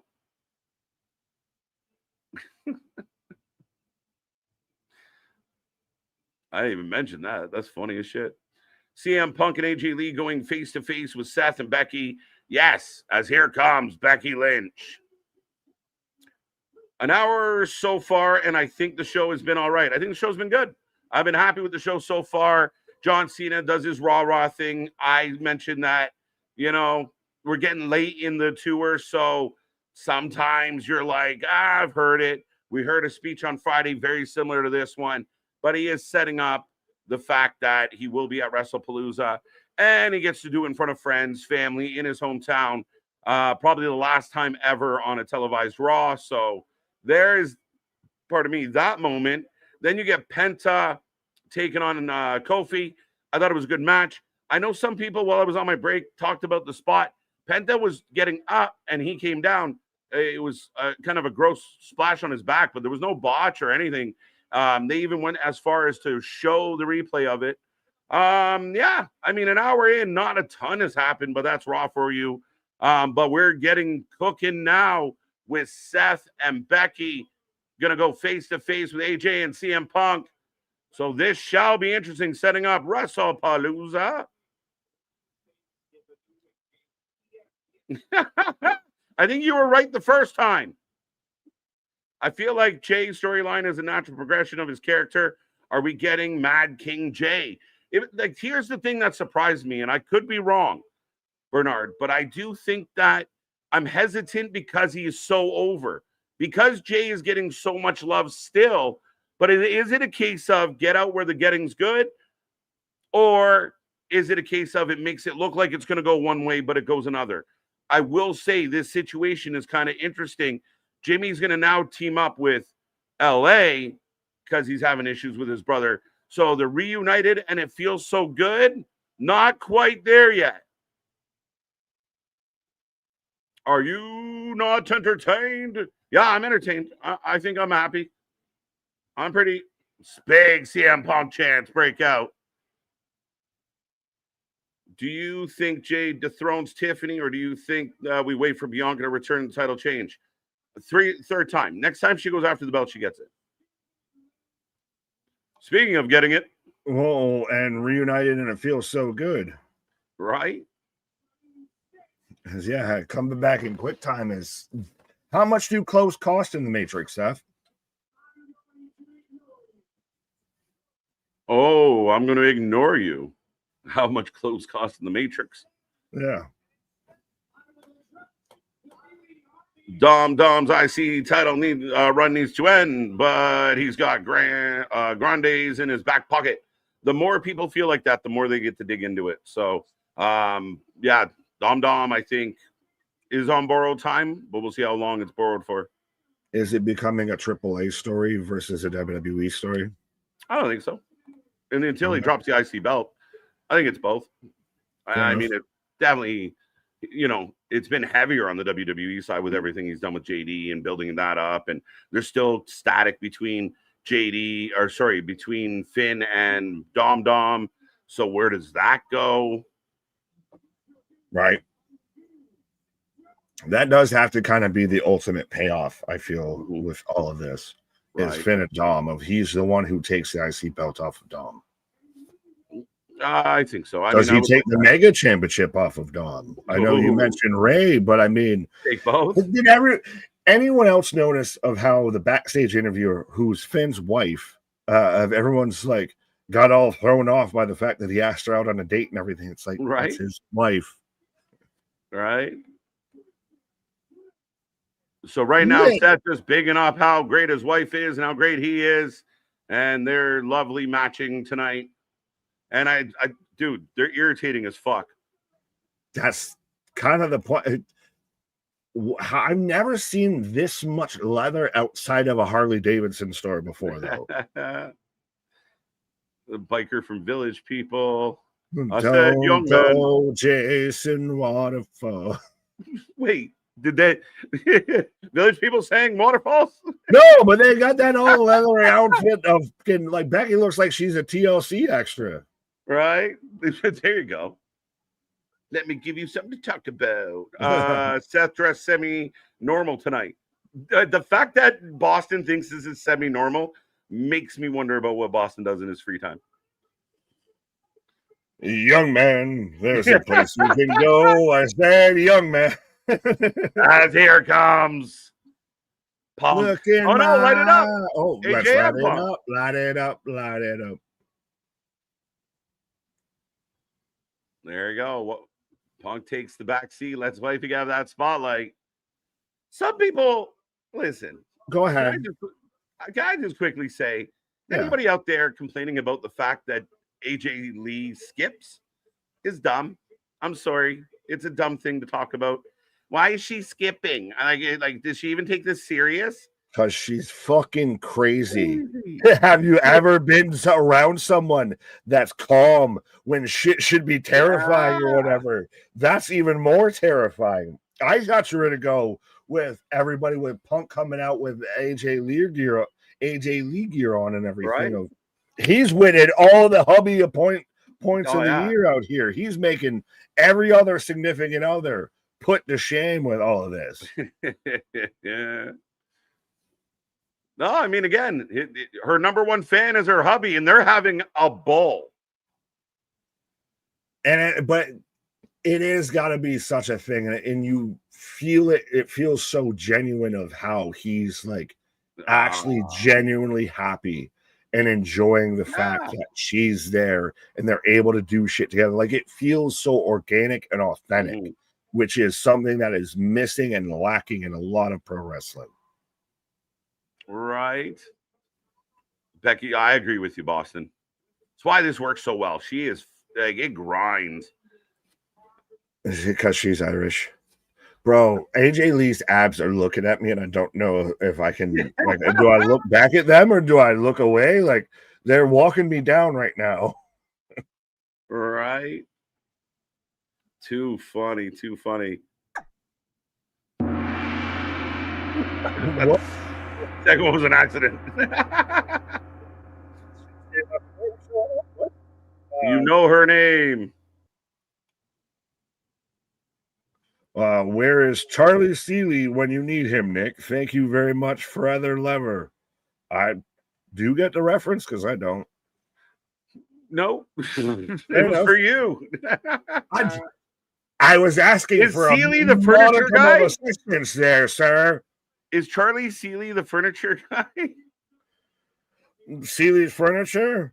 Maybe. I got Bob's Discount Furniture by me. I thought you misspelled Charlie Sheen for a minute. Right. Oh shit. Tiger blood. Look at you, goofs. Exactly. But now, granted, CM Punk needs a haircut. I can't do with the greaser, the fucking Beavis and Butthead shit anymore. The pompadour needs to go. You wouldn't know Stalin that punched you in the face, you idiots. Come on.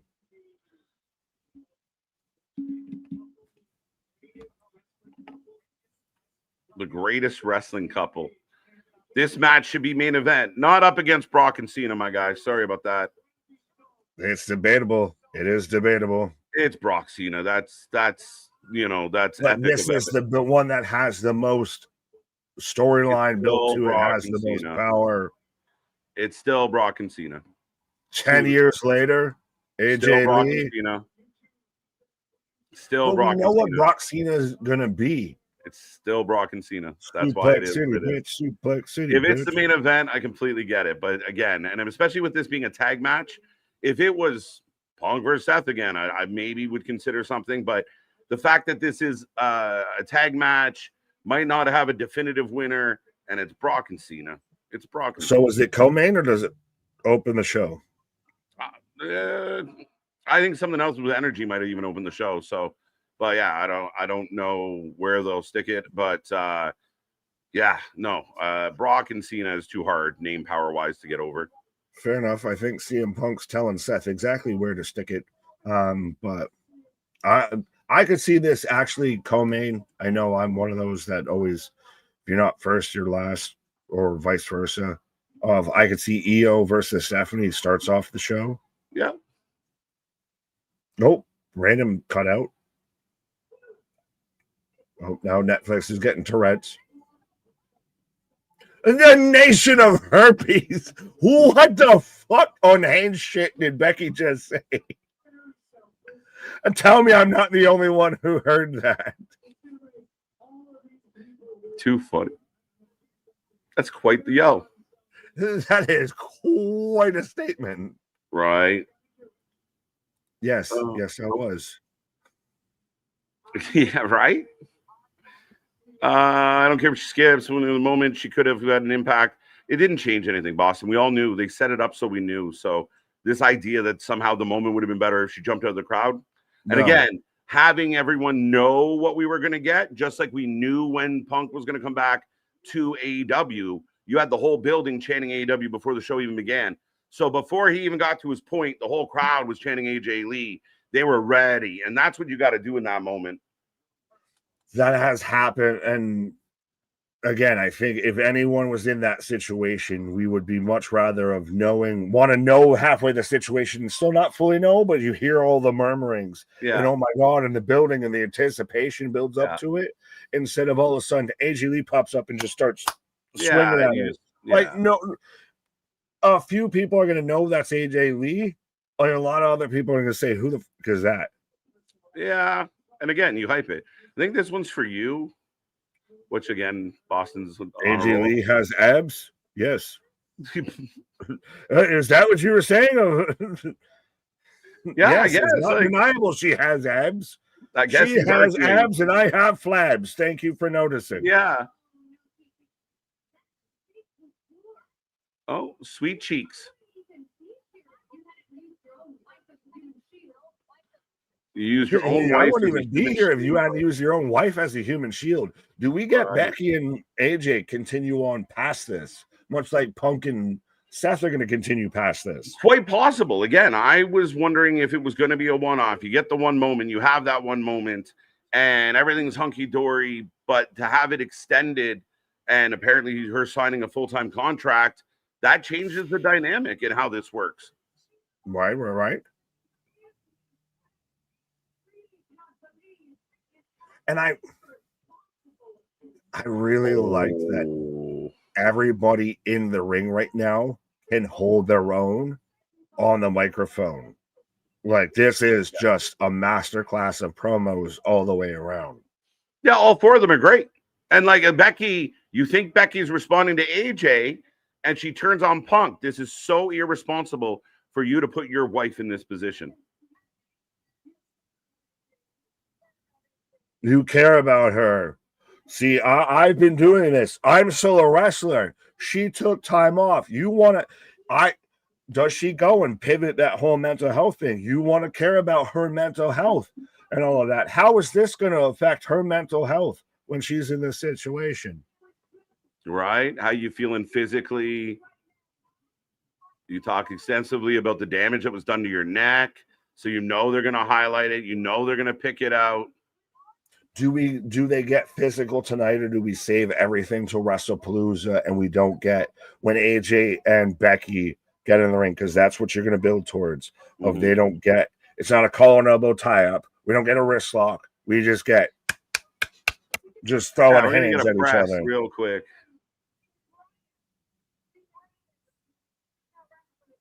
I am the greatest female wrestler of all time. And for those who know, this is the spark of the women's revolution versus the gunpowder of the women's revolution. Right. Sports. Oh, back to Sports Illustrated said it. And people said it. I rock. She always goes back to that. Sports Illustrated said it too as well. Wait till she quotes like Cage Match said it. Wrestling Observer Network also said it. Wrestling for Life Network said it as well. Right. Thank you for reading my book. But Seth and I did not read yours.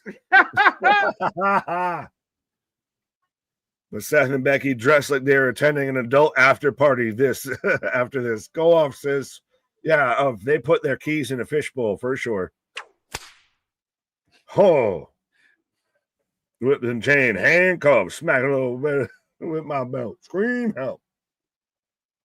AJ Lee. AJ Lee. It doesn't have the same ring. It's been 10 years. It's been 10 years since I took a bump.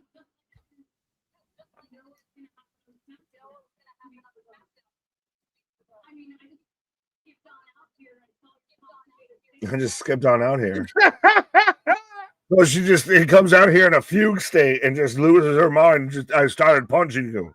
Right. Is this getting long-winded? I don't the patience of people nowadays. Like, it's got to be 3 minutes. Just because you can't scroll past this, it doesn't have a skip ad or anything. That's got to be a factor. Good. But Paul said it too. But this is what a face-to-face is supposed to be. Yeah, like I don't know. Maybe that's the fans that just want like all the indie wrestling matches and don't want No, any they just talking. watched the highlights of White, so I'm supposed to just get the clip notes of The this clips, promo, not the yeah. full promo. Dave Meltzer said it. Yeah, not likely, but it'd be funny if she threw that out there. Boom, yeah. Could you imagine? She's like, I'm the only women's wrestler who's gotten 5 stars. What? Sometimes sometimes I shank a chick.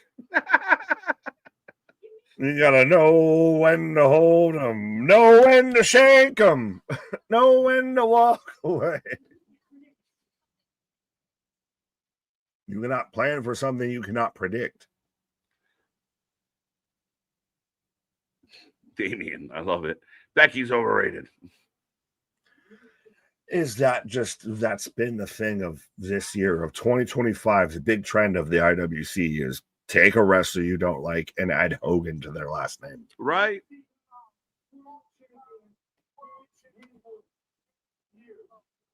You. Now, but Seth, why are you talking for your wife of saying a multi-time world champion can't handle you? Right. Oh, now listen, little girl. Oh, you're not wrong. What?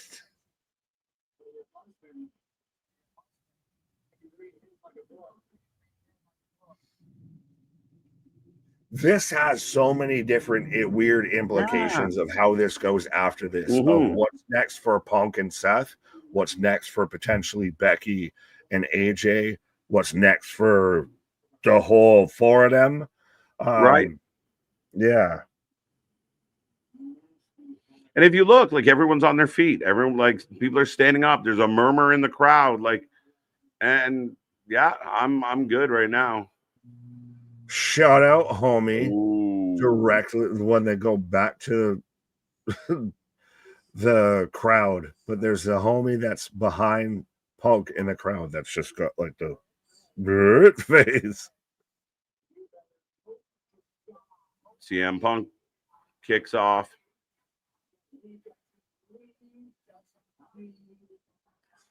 He's gonna leave you too when things get hard. Oof. Oh, it's good personal drama. I like it.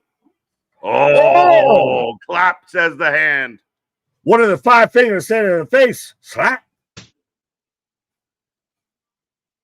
Put-cha.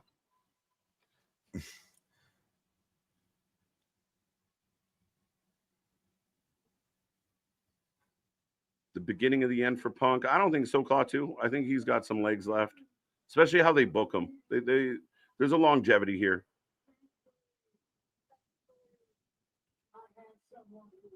I have someone who will.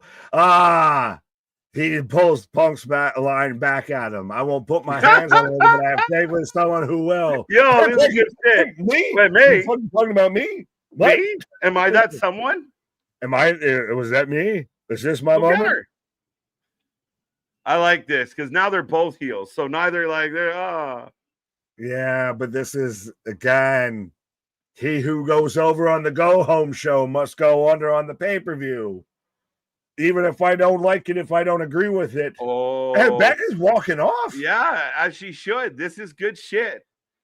This is showing everybody she's afraid of AJ Lee. You're a chicken. You're a big fat phony. I am not a chicken. Oh, he mushes Punk in the face. Oh, you shouldn't have done that. You shouldn't have done that. As Seth runs away. Now here comes Becky. Manhandle slam. That's the manhandle slam. Played well. It's like the Fumblerooski.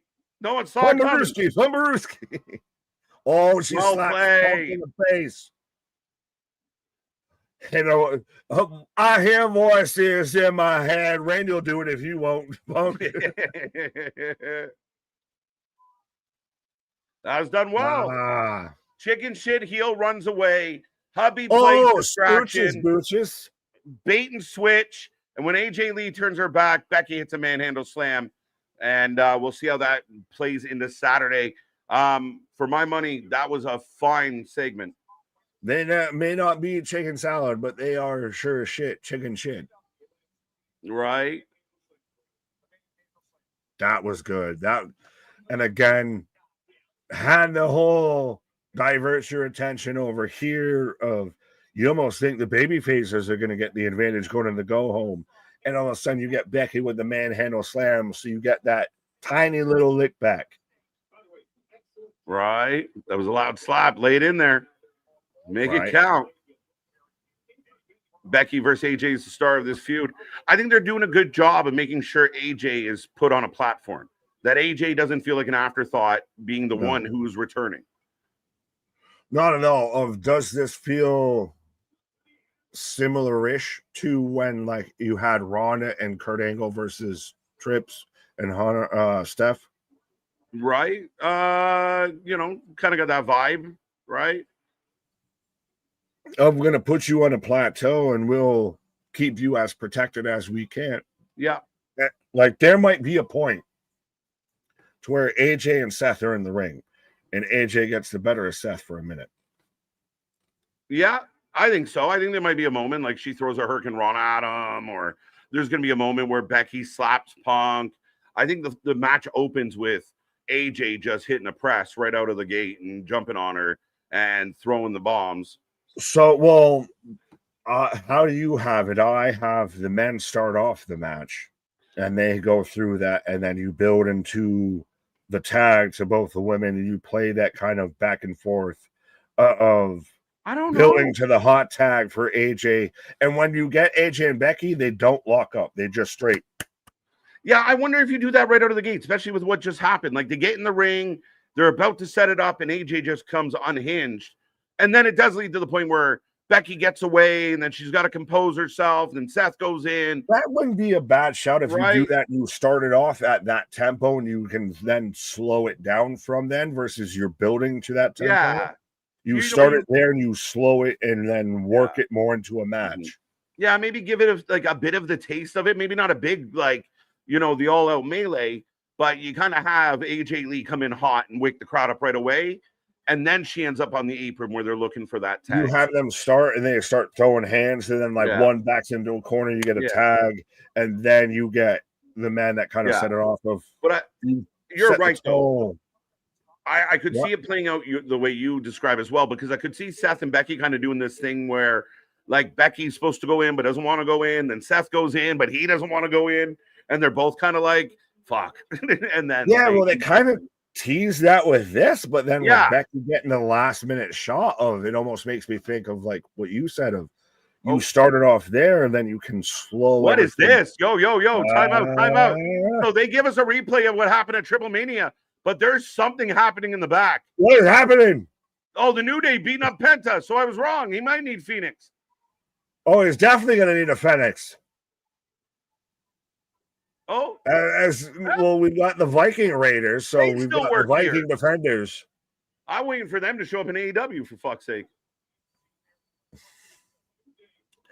But it seems very much now we're getting a Phoenix, as I got to know Grande Americano, the greatest luchador, the greatest American luchador of all time. The greatest American luchador of all time. By the way, I was so distracted, left the last poll up. We'll put a new poll up now. But who wins, folks? Is it Dragon Lee or is it Americano? Why is it Americano? Does Chad Gable say thanks for coming? He's had Shorty G, that was terrible. He was supposed to be part of the Alpha Academy and all of that. And then he had his El Grande, and Ludwig's taking his El Grande and ran with it. I don't miss Gable as El Grande, and I also don't miss Ludwig Kaiser either. No, I mean, I don't miss Ludwig because he had been so quiet, and I think Ludwig's great, but I like what he's doing presumably here. I want to see how all of the dots connect and how all of this comes together. Like, does Pete Dunne continue to be an Americano? Is Tyler Bates still out there? Where is Chad in his recovery? This is the interesting angle of all this. Why do they love Dom so much? I'm so interested if this becomes more of a AAA story versus a WWE story. Okay. Because I wonder if they might start to go into that mold of we're going, as much as they've incorporated AAA talent, but with us incorporating WWE talent over there, of if AAA had a weekly television program, would we see more Dom and El Grande over there than we would on a Monday Night Raw or what have you? Mm-hmm. Yeah, I don't know. I mean, I still think there's a tie into both because the platform, they want to expose AAA to this platform, right? So having Dom with the AAA title on his shoulder as they interview him, trying to, cause intrigue. But yeah, I mean, certain things have to play out in AAA as well. That is really goes without being said of how much now Dom showing up with the AAA belt on TV is going to instantly draw attention to AAA. What's that belt? What belt? Are they selling it at the merch stands? That kind of how many sickos want to admit so Dom Mysterio holds the same belt that Kenny Omega did at one point? How's everybody feeling about that right now? Right, as here comes Dragon Lee, and you're right. Like it's crazy the lineage of it all, and again for Dom, I mean this guy works perfectly, and he's doing exactly what he's supposed to be doing. You're not supposed to love him. He's not supposed to win in epic fashion so we can talk about what a great work rate he has. Nah, he lies, he cheats, he steals, and that's what he did, and that's what he continues to do, and it works. People hate him. People love to hate him. Right. Well, I don't know if I want to leave for half a minute on people love to hate me, but I mean, who has the dragon gimmick over better, Dragon Lee or Dralistico? But I'll be back at it like a Dragon Listico still wrestling? Great. But Nick taking a pause for the cause, and the show's rolling on. We get Dragon Lee taking on Americano. Will we see other people get involved in this one as well? As Americano seems to have backup coming from everywhere. Will we get Grande Americano Battle Royal? There you go. Clawtoo's in on it. Let's go. They love Dom so much because they know he's not one of the Americanos. Facts.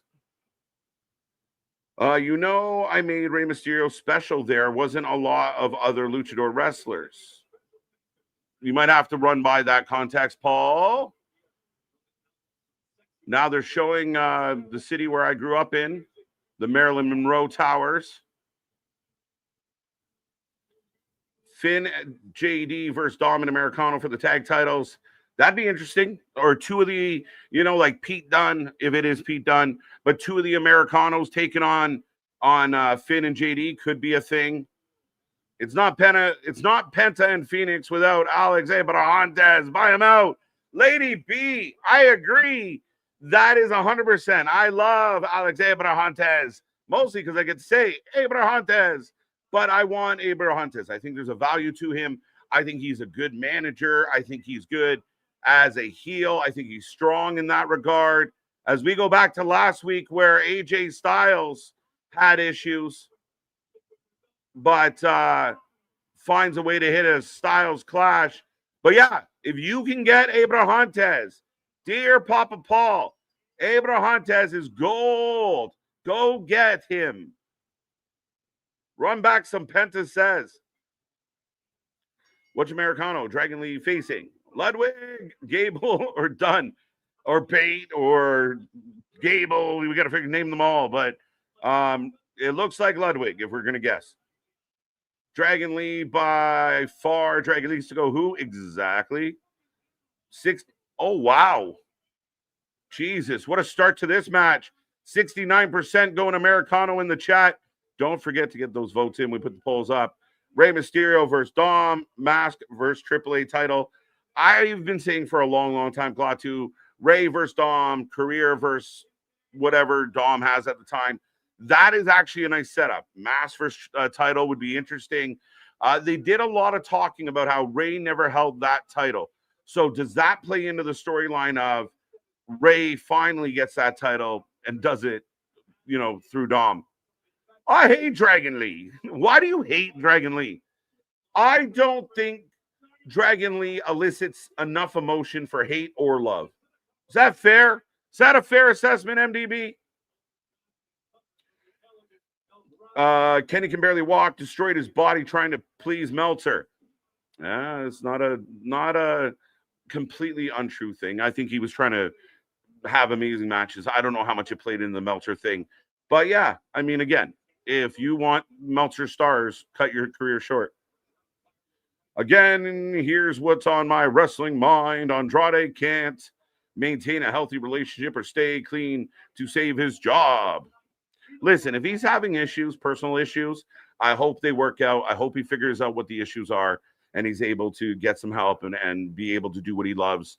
I was a big fan of this guy for a long time.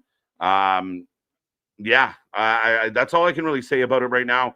A lot of it's rumor and speculation, but he was a talented guy that never really hit his stride on the main roster. And maybe there's a landing spot out there where he can kind of grab some glory, some fame. But you got to remember, when you start getting a track record, if you burn a bridge with one company and then burn it with the other, you got some work to do. The Lucha Bros versus the New Day, sign me up. Yeah, I'm with that, Damien. And that looks like they're building towards that now. Penta beats Kofi tonight. All right, fine. But then they jump him. They get the heat. What is Penta going to do? He's outnumbered. There you go. Unless it's Penta and the Vikings versus the New Day, including Waller.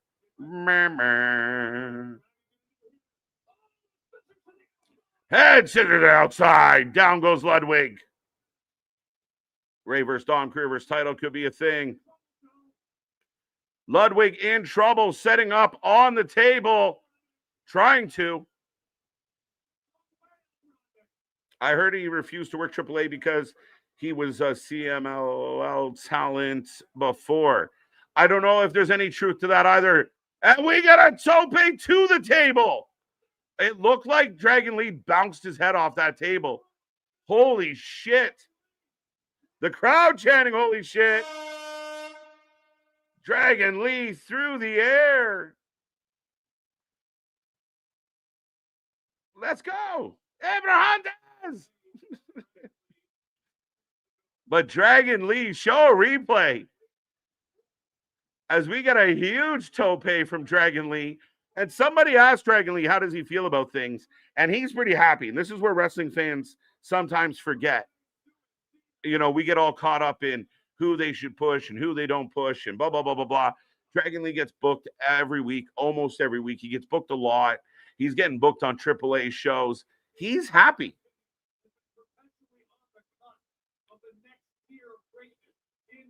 I can't believe he didn't show a replay. Abrahantes. Pocahontas? Yeah, holy shit, for sure. There was a reason why wrestling promotions have drug testing and wellness programs to make sure wrestler stars stay healthy and not end up dead like Eddie Guerrero or past wrestlers in the 80s and 90s. I don't know how to transition this, but welcome back. Well, I mean, who won't pass a wellness test is me, but welcome back, I guess, on today's studio audience. But yeah, right. No, Matt Riddle can take a lesson from all of this. This is why you don't do that shit. Mm-hmm. Yeah, I think at the end of the day, I think that, you know, and if anyone's watched like the Vince McMahon documentary or some of the better WWE documentaries, usually not done by WWE, a lot of wrestlers were dying young for a multitude of reasons. And having a wellness policy is important for that reason. They put their bodies on the line. It's hard enough. But when you're taking painkillers and drugs to kind of cope with it, you got to find a better way to manage it. And I think what we're seeing now with this group that's running, you're seeing wrestlers take time off. I saw someone post today, where's Jacob Fatu? We haven't seen him in a couple weeks. Like, I like that you kind of have people, where's this person? Where's that person? Michael Cole took a break for the first time in the longest time. People were out there of, oh my God, they've replaced him. Of sometimes you need a break from this. Sometimes you need, and at this point with the wellness policy, it is honestly at this point literally just a wellness checkup. Right. It is still making sure you're good because you can do all the vitamins you need to do. All of that. I mean, Brock ain't passing no wellness test. Let's be honest. You don't think so? My God, that shit's radioactive more than Walmart shrimp. He's on that Canadian good, bro. He's good. He's on that Saskatchewan fucking stack pack, my guy. That Saskatoon sativa got him going. Yeah. Make I think he can F5 a moose. I'm pretty confident he could. Painkillers wouldn't be addictive. Remember the SummerSlam commercial? They sat there and did it to where he F5'd a shark. The shark. Yeah. The shark was the best one. SummerSlam? Right. That's so good. I missed that shit. Sorry, I didn't mean to talk over you talking about not at all. Advocacy and everything. No. If you have issues, folks, be a friend, tell a friend, reach out, and we got you. Yeah. This should be on a t-shirt. Less drugs, more poutine. Right? Poutine? Why? Because I gotta. Well, yeah, big dog. I see the list, and you're not wrong, right? Like, I mean, Eddie cleaned himself up, and his heart still gave out on him. Like, it was heartbreaking. Well, and Bulldogs is also part of what stemmed from the trapdoor incident, to where he took a backdrop on the trapdoor for the Ultimate Warrior, and that fucked his whole spine up, and that sent him into that whole spear. Dragon Lee and Americano having a show tonight.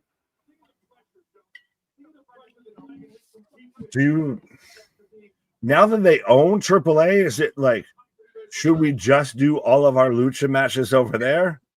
I don't think so. I still think you have your sprinkling, because I mean, I think early day Eric Bischoff had the cruiserweights, the luchas down really well, in the sense of, he kind of created their own little world where at the top of the hour you knew you were going to get a crazy lucha match. You know what I mean? Like, there's people that to this day that are because they were in that division, whether it be a Chris Benoit or a Dean Malenko, Chris Jericho, a Psychosis, a Juventud, all of that. Yeah, La Parca. Right. Well, so I mean, his skinny reincarnation earlier. I do think having some of them sprinkled in, because if you have no representation, then I think it makes people less inclined to go. Like, when you say Dragon Lee is going to fight in AAA, you're like, oh, I know Dragon Lee. But if none of them, the kick. Listen, Oregano, there's no way you missed that, my guy. What a fucking move! I don't know what he calls that. That cannot be a kick out. Dos, amigos, dos. What a neck breaker! Is that the Emancipation Proclamation? Oh, AJ! Oh, wait. As the other Grande's hiding under the ring. Dun, dun, dun, dun. Where did he go? Which way did he go? Which way did he go? Joe's tattling like Lloyd Christmas. Snitches get stitches, Joe. Oh wait.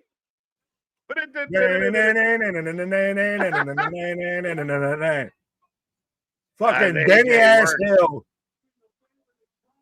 Unmask the El Grande. You unmask El Grande, even if it's not the El Grande, you want to mask El Grande. In Oregano, you've watched. Oh wait! What the fuck? That's bait. A third El Grande, a third El Grande. I don't care. I like it. And then the Grande. There's fucking minions. They're popping up. There's masked men everywhere. 1 little, 2 little, 3 whack-a-mole right now with the fucking Grandes. If I just keep hitting shit and maybe stop the fucking Dragon smack. Lee. That was a good match, but my God, there's Grandes everywhere. They're popping up. Is that Rockstar Spud? He is so little. That's Tyler Bate and Pete Dunne. Hey, this is like the first time they've kind of acknowledged. I know, but still, it's one of those of, hey, so we're going to take Ludwig Kaiser, Tyler Bate, and Pete Dunne, 3 really great fucking technical wrestlers that we could use, and put them all under an Americano mask. Yeah, but eventually they take the mask off, and they're a formidable group. Oh, we're doing the Spider-Man meme. Doing the Spider-Man meme. I like all of that. That's just good wrestling. That's fun shit. Benny fucking hell. Oh, Bayley's. Oh, shit. Oh, she's going to be yelling, but there's going to be no one in the room but her. There's nobody there. What are you doing? I'm kicking my own ass. Right. Yeah, there's no one in the room. And Bayley's just calm. I dig it. Hello? Who's it what now? Where's now? This is where you insert the joke about, English is not her first language because she's Irish. No, it fucking is. Fucking Gaelic ain't even a second language. Oh, see, she's wearing the two-face, the black and white, bro. It's the subtle details. Symbolism kind of makes me feel like river dancing. Where's Ariana Grande? That's a good shout. She's a wrestling fan. Get her in there. Why? I think number 3 is Bate. Bate has the skinniest legs I've ever seen, and Ludwig might be the tallest lucha in history, which is a fucking accomplishment. Oh, he beat out Microman of mommy on mommy action. Listen, folks, for those who hate Rhea Ripley, listen. 10,000 strong lost their mind. Where's Grande? Where's Grande is happening? What in the where's Grande? Yeah. As here comes Valkyria. They could sell books of just all the Grandes. You got to find the right Grande, the real Grande. Do a history and everything. Do a whole podcast or a whole video package explaining the history of El Grande Americano when he was out, like they did with Gable when he was out there, and he was fighting on the beaches. The following contest should do. Though Monday Night Raw tonight, and I know this is going tit for tat with Monday Night Football. There hasn't been a breath. Hasn't been a moment that hasn't been something clicking. No, I agree with you. I think they're trying to keep the pace up, and you think they put things like Punk at the top of the hour. Strategically. Yeah. They didn't open with Punk and AJ Lee. They put it at the top of the hour. Now you got something like Staff. You're kind of got fun stuff going on in the back half of this show. Yeah, what at this point is going to be the main event, because literally everything that's advertised on WWE's page, we've already had. Well, so now what is your main event? LA Knight, Jimmy, are they taking on the Bronze tonight? I might have missed that on a pause for the cause, but yeah, if we're getting not Oos, no eat. Well, yeah, Stephanie and Kyrie was not announced. This came due to the interaction in the back, but a nice little match again. You want to put Valkyria out in front of the audience. You want to put Stephanie in front of the fans. Is this a subtle flex of hey, we don't even have to announce that. You can have that. That even what I'm mad at. Of I can pull up a Kyrie versus a Stephanie Valkyria match just because. On a whim. Just out the blue. Yeah. We talked about it on last Thursday of so many people. NXT Homecoming is booked so well that it's giving aftershock and everything to people on Wednesdays of that it's counter booking a day in advance. Right. Yeah, no shit. Don't do anything the week that we're doing something, please. Well, yeah. And how that work out of then Tony Khan blinked with moving his show, and now we see how that works out. Whoa, no. Why do I feel like it's called Voyager by Def Rebel? Because it probably is. I feel like we haven't heard Kyrie's music in a while because she's always with people. Because she's always with Asuka, who still just has a snake on her face, which, again, do with that what you will. But when they bring Kyrie's been the only one to survive being rehired and not re-released. Hold tight. Don't you fucking say that. Don't you fucking say that. Let's go. Yeah, Cross has dealt with it. Braun Strowman has dealt with it. Andrade has now dealt with it. Dakota Kai has dealt with it. of everyone that has been brought back has been swiftly released almost as quickly as they got brought back. Yeah, I agree with that. Again, it's interesting. And maybe I don't know. Is there something to it of like bringing someone back? They don't have the same zip. Like, all right, there's a reason we let you go. Did they bring people back just because fuck you, Vince? Maybe, and I do think part of it might have been a chance of like, especially the ones where we kind of talked about this on Thursday, but like, if you can get Andrade to come back from AEW and you can get someone else to come back from AEW, it's kind of got a kind of like a haha, we win kind of vibe to that moment. So maybe that was part of the quickness of it. Oh, you're not happy there? Come back to home. Come back home. Trips loves that, right? Come home. So oh yeah, we'll use it for 2 weeks. Same. Like, respectfully, do Mariah May and Ricky Saints still have the same attention and retention that they did when they first showed up? I think so. Yeah. Okay. I mean, especially Blake Monroe, she's so early, so new. And I think what has happened with like Jordan and Blake and some of the other ones, it does show like just because you were one of the best in another company doesn't mean you're number one here. Just because we signed a contract with you doesn't mean that you move to the top of our chart the way you were over there. There's a level to this. And I think certain people, Blake Monroe got exposed a little. She was one of the best in the other company. She's just another name right now. Is that why one of the best in the other company, Toni Storm, doesn't want to even entertain the idea of going to the other company? I think she's happy and they give her creative freedom. So, I mean, again, that's what she says today. And I'm happy for that. I want more people to want to be there. And I think if you're in that inner circle of Tony's, you love it. He pays you stupid money. You do whatever you want. Now, if you're not in that inner circle, I think it's a very uncomfortable place to work. The narrative completely shifts, I think, over there if they actually pulled their shit together and actually put a cohesive fucking show together. They have so much talent. But we are starting off, speaking of talent, Stephanie taking on Kyrie. We really going to pretend Dakota Kai wasn't in a prominent faction for almost her whole time back in WWE?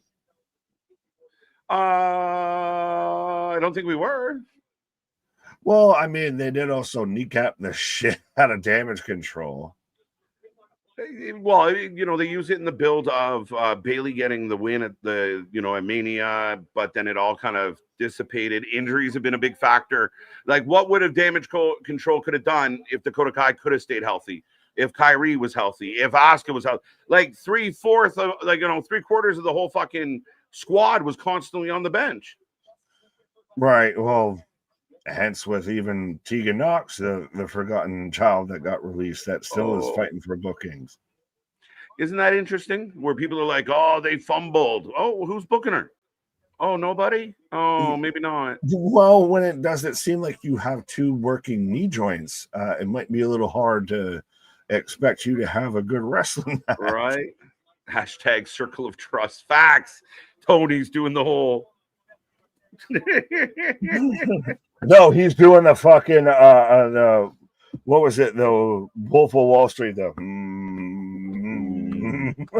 He's doing the Woody Harrelson shit. Klaatu, my t-shirt is supposed to be here, arrive on Wednesday. It's hard to believe that I'm actually excited to get a shirt. Dude, I love that. That is incredible. It makes me pumped. It is so cool. So thank you. Thank you.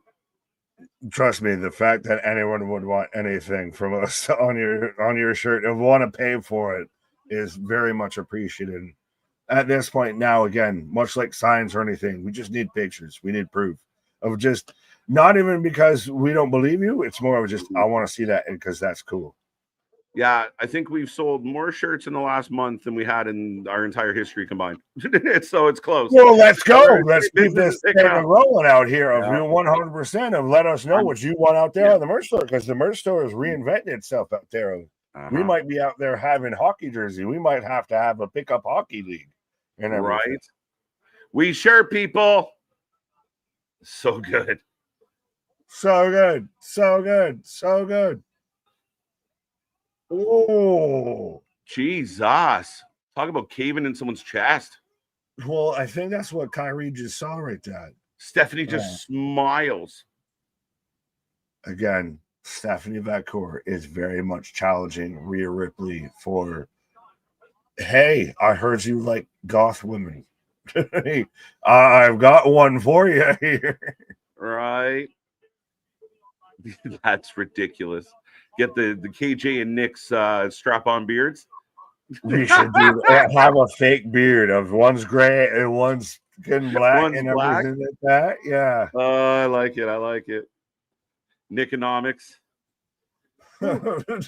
That's coming to be soon to be published of a book on Nickonomics. This is going to be a whole page of you can have that everyone I'm mad at. Thoughts on the mini tournament again? Why build an angle when you can just have a tournament? Is this the one with Okada? Because why the fuck is Okada in a tournament for a title he fucking has? Can anyone make that make fucking sense to me? Of like, wait, hold on. Aren't we like a little bit of, sorry, Nick, but aren't we a few weeks away from the Continental Classic coming back? Like, isn't it always like a November, December kind of thing? Am I crazy? I feel like it's a year-end thing every year. Are you crazy? Yes. Do I remember when the Continental Classic shows up? No. Does any of this ever make fucking sense? This is now the unified title, the undisputed title, which was supposed to be both titles combined, which is what the term unified fucking means in a dictionary. But I guess you can have that. No. So I don't know with anything anymore in the AEW mid-card division. Yeah. Why is the champion challenging to be in a triple threat match for his belt? What? Yeah, I don't get any of it. I really don't. But Kyrie all over Steph right now. Yeah, I'm not that excited about it because again, you have an opportunity to build an angle, build something up, make it exciting. Like, oh, this guy wants that guy's belt, but you just do tournaments because you're lazy. They announced a pre-show 8-woman all-star match for all they out. Announced what should have been Blood and Guts, what was going to be the team for Blood and Guts, and everything. They were to do that as an 8-woman tag match. I think it's a test run. They'll add 2 more women to make it 10. I think that's what this is. But listen, who do you add? Like, who do you? I'd have to pull up the card, but I know like what you already got. Jamie Hayter in it. You've got Willow in it. You've got this, you've got that. Like, who else do you fucking add? Right? Where's Serena Deeb when we need her? Oh. Right? Britt Baker. Like, does Britt Baker show up at All Out? No, I can't imagine that. But Harley Cameron, Mina Shirakawa, Queen Aminata, Willow Nightingale. So Mina was over huge. Do you remember when they were using Mina a lot and people loved her? But then she had to go away. And then when you brought her back, instead of bringing her back and putting her in something fun with like Toni Storm, you put her in Ring of Honor and fail. Willow Nightingale should be your biggest merch mover and fail. Megan Bayne was going to reinvent women's wrestling in AEW. Barely see her. Penelope women's tag team division gone. Yeah. And then Julia Hart, Sky Blue. I mean, these are all talented women, but they are just constantly thrown in these nothing matches. Is it an all-star tag match? Did you label it an all-star tag match? No, stop doing it. To me, like that's what I was hoping. At least he didn't do that. Oh, at least he learned to stop doing that aspect. It's just that's all these fucking things are of all the time. Of I can't book actual stories. I can't book actual feuds. So I'll just mishmash, trash compact everything together and hope it sorts itself out in the end. Yeah. Like I saw, was it Will Washington or whatever the guy's name is? Like he put out a tweet kind of last week, like bragging about Dynamite. And it was like, hold on a second, bro. Y'all are just throwing fucking, there's an 8-woman match. And then we're going to do an 8-man match. Then we're going to do a 6-man match. We'll call it trios. Like again, and then we'll have all the wrestling outside of those type of matches are brawls. So where is the actual effort into this? Speaking of no effort, Roderick Strong versus Mox on a 3-hour tour. A 3-hour tour. Did you know Roddy was still there? I don't know, but it's Will Washington. Will Washington. Walla Washington. Washington. Walla Walla. Washington. I'll be right back, Nick. You go and find that Washington, sir.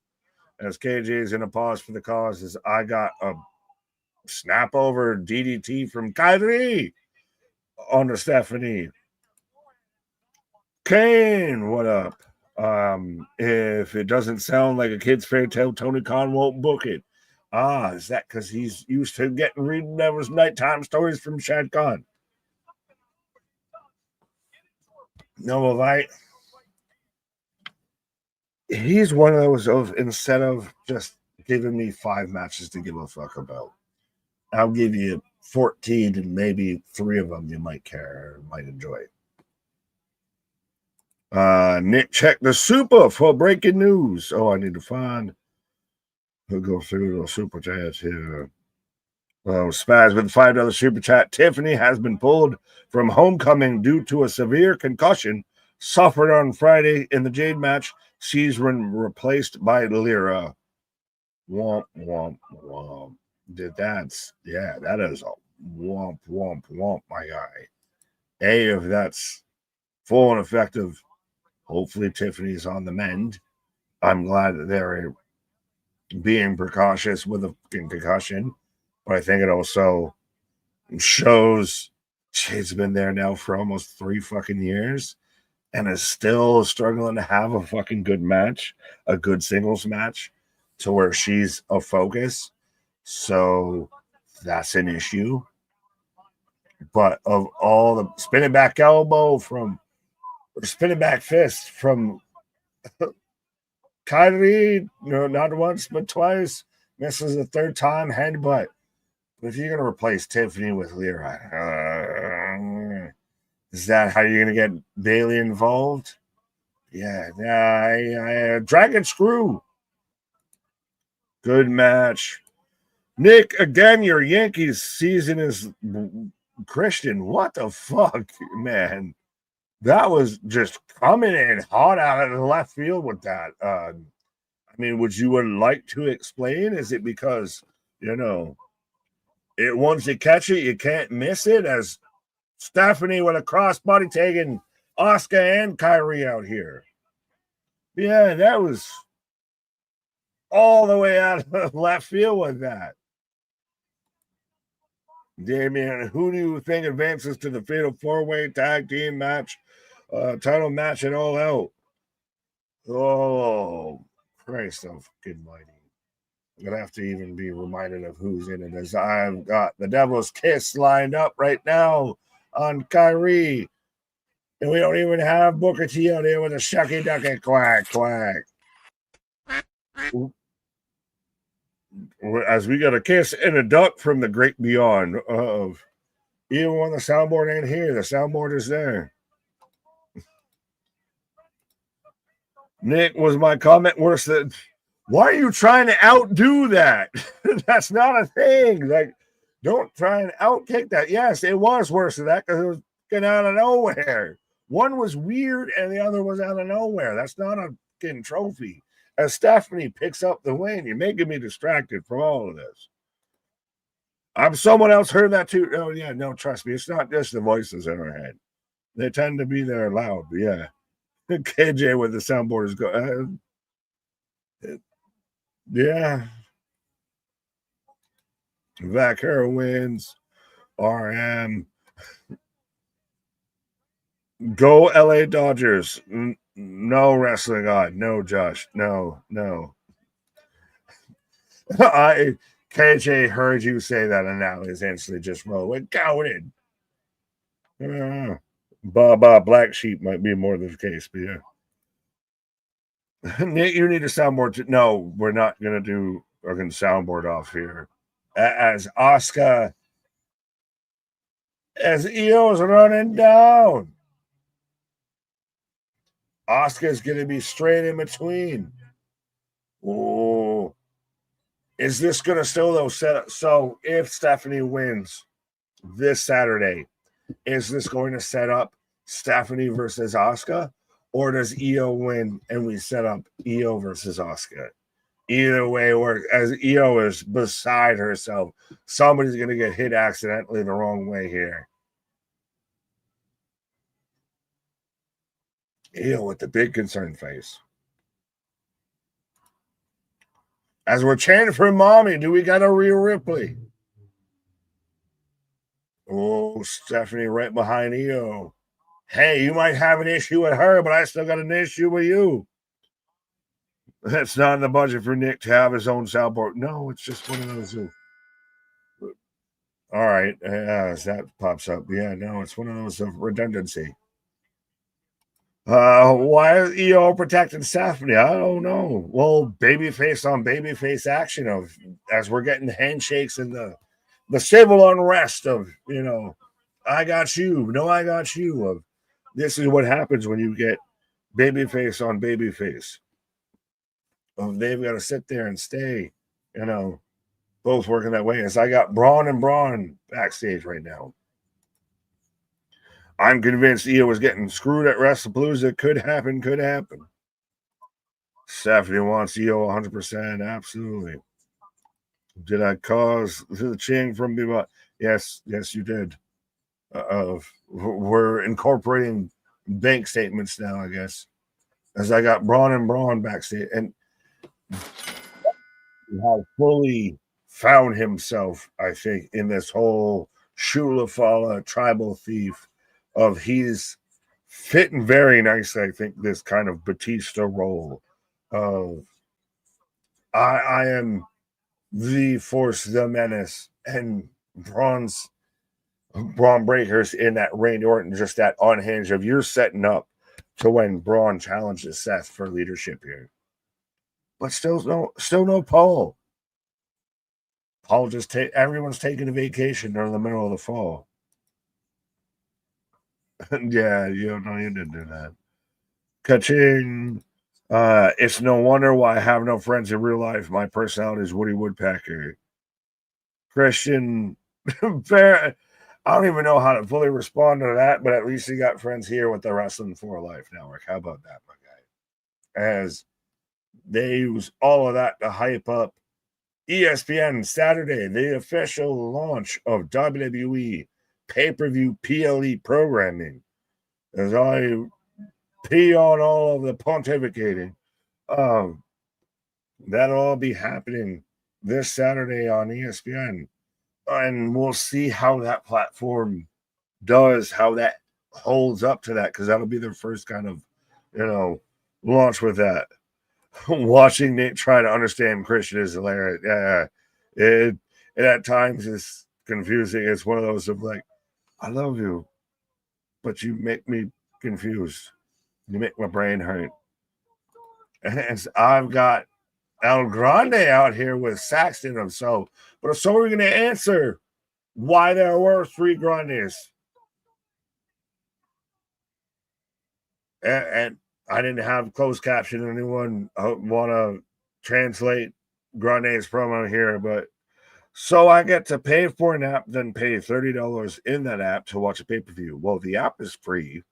And if you're going to use specifically the app to watch AW pay-per-views, you pay $30 a month, which is still cheaper than AEW's pay-per-view on the same night in HBO Max, which is on a discount. On top of you have to pay for HBO Max. So realistic, if you wanted to Voice Beyond is still talking. But if you wanted to break it down dollars and cents and everything when it came to getting AW All Out, I believe it would realistically cost you as a new subscriber, new purchaser, everything like that. It would cost you closer to $60 to get HBO Max, to get AW All Out. Meanwhile, WWE, now you've got everything. You've got WrestlePalooza. You've got everything else on ESPN, and I'm not fully advocating for it. Trust me, I'm using it free vipping. So trust me, we'll Captain Jack Sparrow you along. But if you were to go straight WWE route, you're saving yourself almost $20, but because it's not packaged that way, if it's not, displayed, it's not discussed, it's not discoursed that way. In reality, it feels like, AEW is the cheaper option when it's the more expensive option. Actually, all we need to know, we don't need no money. It's hey, KJ, leave them soundboards alone. Let's go. All the fucking fun. Smiling folks, we appreciate it. We're rolling on and more coming your way. So, like Nick said, it's all about the money. Let's go. Well, and that's the thing is, if you really break it down, and I know you're kind of outside of this bubble because international, but I've seen it even literally broken down, and I have Max, and I know I'm still going to have to buy All Out. Realistically, even buying All Out is going to cost more than a month's subscription on ESPN. Well, it's funny, and some people did break down and tried to make it look like WWE's, way more expensive and da da da da da. For international audience, I mean, everything's on Netflix. We don't have to do anything. We're fucking happy as can be. And AEW is actually the problem because it costs a fortune to follow AEW. It was $50 a pay-per-view up until recently. Now it's going to be down to $40 a pay-per-view, I think it is, internationally. And we got to get HBO. Like it's not good. It's $40 only if you have Max, which you can't get Max because it's not available in your country. HBO Max is available in my country. Is it? Because I've used the Vipin and it said nay. Yeah, I think so. I could be wrong. I'll double check.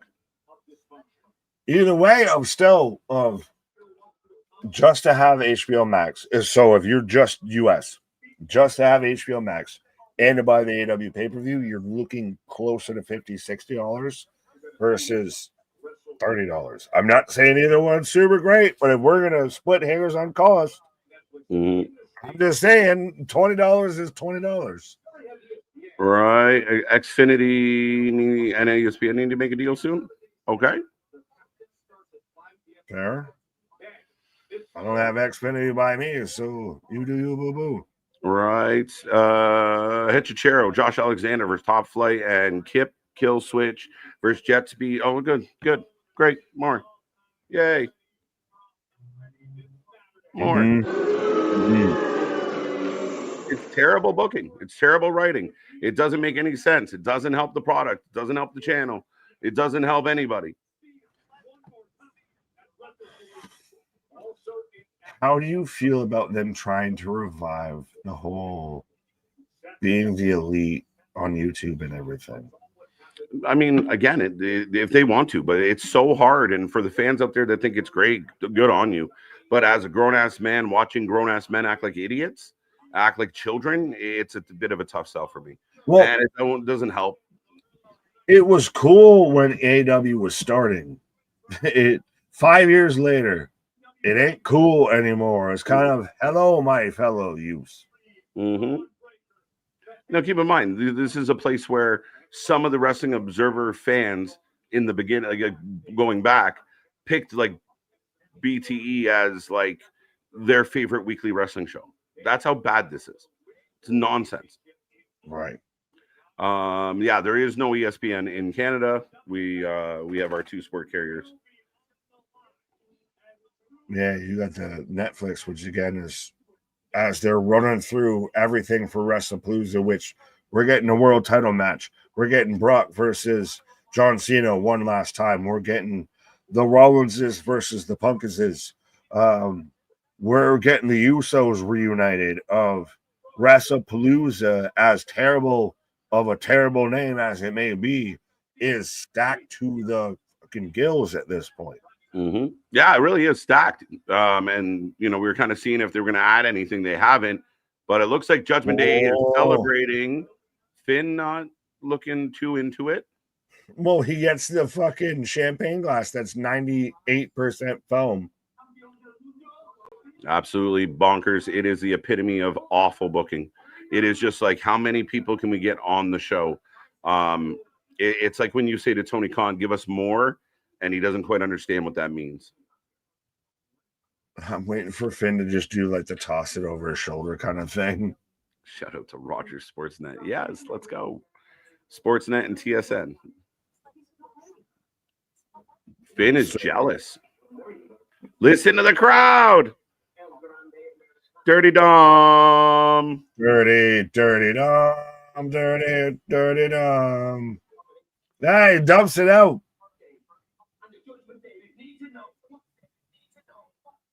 Finn is going off. But he's saying the Judgment Day need to know of what's your connection with El Grande. Yeah, we all want to know.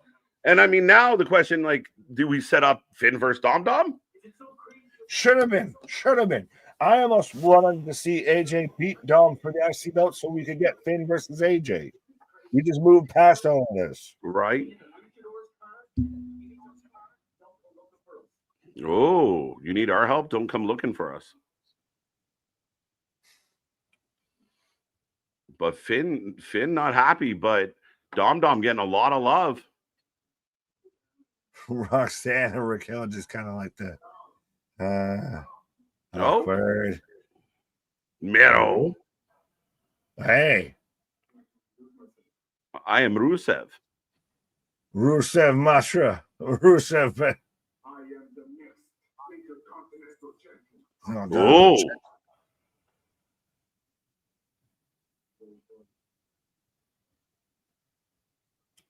Rusev Day chance breakout. The thing that gets funny, gets nice and interesting of there is an IC division waiting for Dom just to start picking them chicken bones apart.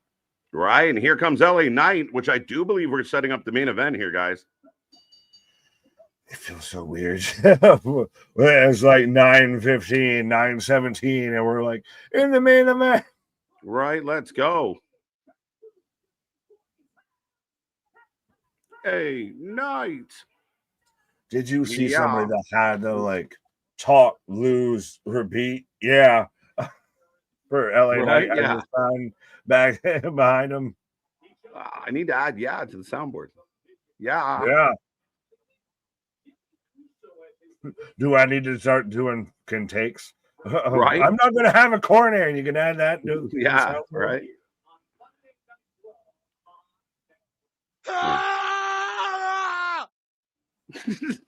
What was that? Was that Darby? You falling off the? Yeah, that's what. Saturday. Let's go. Yeah. That's John Moxley selling anything. But LA setting it up. Jimmy's going to team with them. Ooh. Yeah, so again, and anyone want to let us know, I believe we're in a commercial break, but I don't have the countdown clock. No countdown. Corner. No countdown tonight. We're in a commercial break. No countdown tonight. But this does feel like a commercial. Yeah, maybe. Well, we're just getting intros and everything. But here comes Jimmy. Now, is this where Team Babyface loses and this sets up Jey coming out and feels justified? Like, I could see to where Jimmy super kicks in LA Knight to end this tonight. Yeah, could be. That little again, a lot of unknowns. We're bonded, but we both don't like this guy. Right.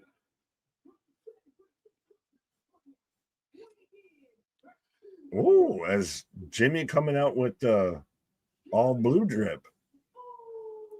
It's a beautiful day in the neighborhood. A beautiful day in the neighborhood. Right. You kind of sum up the wrestling fans' feels a lot, Bernard, here. I enjoyed this show. Can't wait to hear people shit on it. Yep. Like, I know we're going to probably end up giving the show already, I'd say, between a 7 and an 8. Mm-hmm. We're going to have people, we're going to see fellow constituents on the wrestling content court out there that are going to act like we're out to fucking left field to actually enjoy this show. Mm-hmm. Yeah, I mean, what's wrong with the show so far? I mean, if we break down what we had, I mean, I'm entertained. I'm not bored. I'm not mad about it. I agree. We agree. They agree. But I'm saying we're going to have people that it's going to be their whole platform to just disagree. Oh, yeah.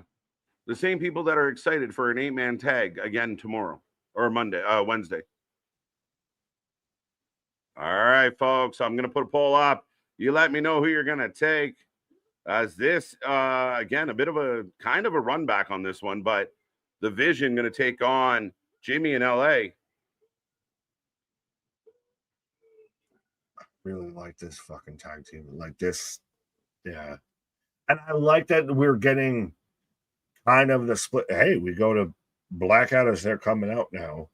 But I like that you could get to where you get the Bronze and Heyman feel separate to Seth and Becky, all still under the same kind of thing. It's kind of like when Hunter and Steph would be a thing, while everybody else would be almost second fiddle.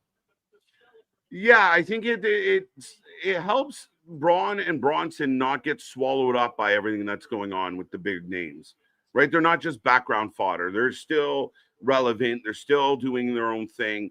I mean, formidable. These are two guys that you could put in the tag team division if you wanted. They'd be fine. Oh, if they are in the tag team division, they win the belts. Yeah, right. I honestly could see them winning the belts, and they hold the belts at one point with Seth holding the world title. Right. Who did Jey call for help? That's a good question. Roman Reigns. Roman Reigns. I don't know if Roman's ready. Or if it's Jacob Fatu. Maybe it's Jacob, yeah? So the other, what is it? Lance finally showing up? You can't debut a Lance right now. You can't have Sir Lancelot show up right now. Not in this. No, I mean, Jacob makes sense to show up here almost because he's shown up in some of the segments with them. And even then, he's moved past the MFT. He's moved past this. So he's left in a void. Right. Yeah, a little bit. But here we go. Jacob Fatu. Do you think that, hey, Jersey Cup, but do you think that the MFT is worth their weight in salt anymore at this point? Yeah, I think they're doing okay. Again, I think they've cycled out of kind of the main event spot, but as far as being a pain in the ass for like a U.S. champion, I think they're fine right now. I'd like to see them get more tag stuff, but I think they're holding on for Tama to come back. So we'll see. I don't know. I think they've cycled out of the world title spot and cycled out of the mid card spot. They're on a downward trend, if you ask me. Yeah, I mean, I don't. I think that people really have. They are not a viable threat anymore. A viable threat for what, though? Anything. Yeah, I disagree with that. You just came off having the U.S. title. They're still formidable as a unit. And again, not everybody. I think people really do have to get used to people get cycled in and out. Like people go from being very prominent to not as prominent. And that will be a thing. There will be ebbs and flows to the booking. There's just so much talent. You have no choice. But again, Solo or Tala or any one of them, really, even Jeff Cobb going in and having a match with your U.S. champion, it's possible. And I got no problem with them. Are they main event level? No, not at the moment. I don't even know if they're mid-card level at this moment. Yeah, I think they're fine. I would disagree with that. Braun Dust's going to win. Jimmy going to turn on LA afterwards because they've already set up the reunion of the Usos as a tag team. The question is, who will LA Knight get as a tag team partner? Holla, holla, Does he holla. get one, though? No, he should be a singles guy. Jimmy looking for the tag, kind of hesitates for a second, but throws it down. They fucked that tag up. They missed. It was obvious that they missed. I know it's the most commonplace shit, but they missed. Right. As LA with Bronson Reed right now in the ring, trying to get this man up on a suplex. Ooh, big back elbow. Rusev. I mean, Rusev's an interesting thing here because there's still an issue with Judgment Day, with AJ, but the IC division's competitive. It won't. It can be. Oh. Back-to-back hip attack. Is there something to be said of not for nothing, but when it's your Rikishi's kid, if you got a little extra junk in your trunk of it, that hip attack almost hits a little bit more. Right? Oh, for sure. Those hips don't lie, bro. Right? They missed the tag. No, that's not being Nicky Piggy. That's being fucking observant. Did they miss the tag? I don't think they missed it. They missed the tag. They missed the tag. Right there. They have to touch hands. LA. I think they touched hands, bro. Hands. The touching ref was right hands. there. They didn't touch hands. The ref would have said out. Touching me. Yeah, I don't think they touching you. No, they missed the tag. I don't think they did. Do we need to rewind it somehow? We could. I thought they got it. I mean, I know Jimmy hesitated like before he did it. Like, I don't know if I want to tag you. But then he smacked his hand and we moved on. Yeah, well, see, MDB, others love messing with Nick sometimes. So, see, he knows I was right. I don't know. All right. Yeah. Devin, KJ, can Nick be here for 3-hour Dynamite? Octopus red waving. Jet speed is back. Right. We'll see. See what the week holds. Dynamite going to remember? On. What's that? I said it'll be a Dynamite to remember. Probably not. Not even with September. Wake me up when September ends. They touch tips. I like it. I think they gingerly touch tips. Just for a minute, just to see how it felt. Right. Never cross streams. It's very important. Something strange. Yeah, Randy, saying that we missed a fantastic collision is a lie. Sorry. The fact that the Acclaimed are back together is baffling. And hey, Jerry Lynn is fighting, so it must have been amazing. If your highlight of a collision, respectfully, is the Acclaimed are back together, reconsider your statement. I feel a little bit with that of that's the best you could come up with. That's the best you could do. Of the Acclaimed might be kind of sort of back together. Oh, we hardly knew ye. We hardly missed ye.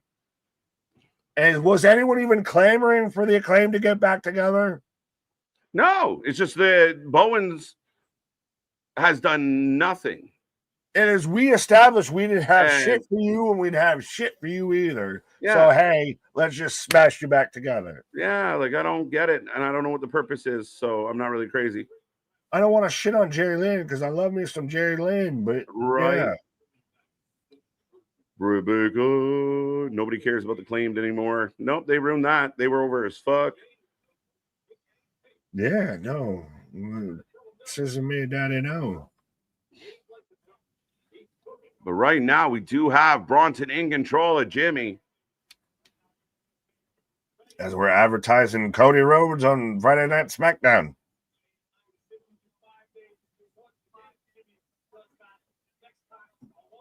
Oh, he's pulling him by the braids. That's disrespectful. Just yanking. I don't know what that feels like. Whips and chains. Hey, I haven't ever had hair long enough to be pulled like that. What? Come on, bro. Well, beat scissors safely. Never run with scissors, folks.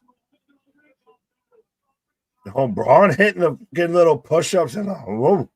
Yeah, sorry, Damien. I'm not interested in that at all. I saw Eddie. Yeah, I don't want to see this.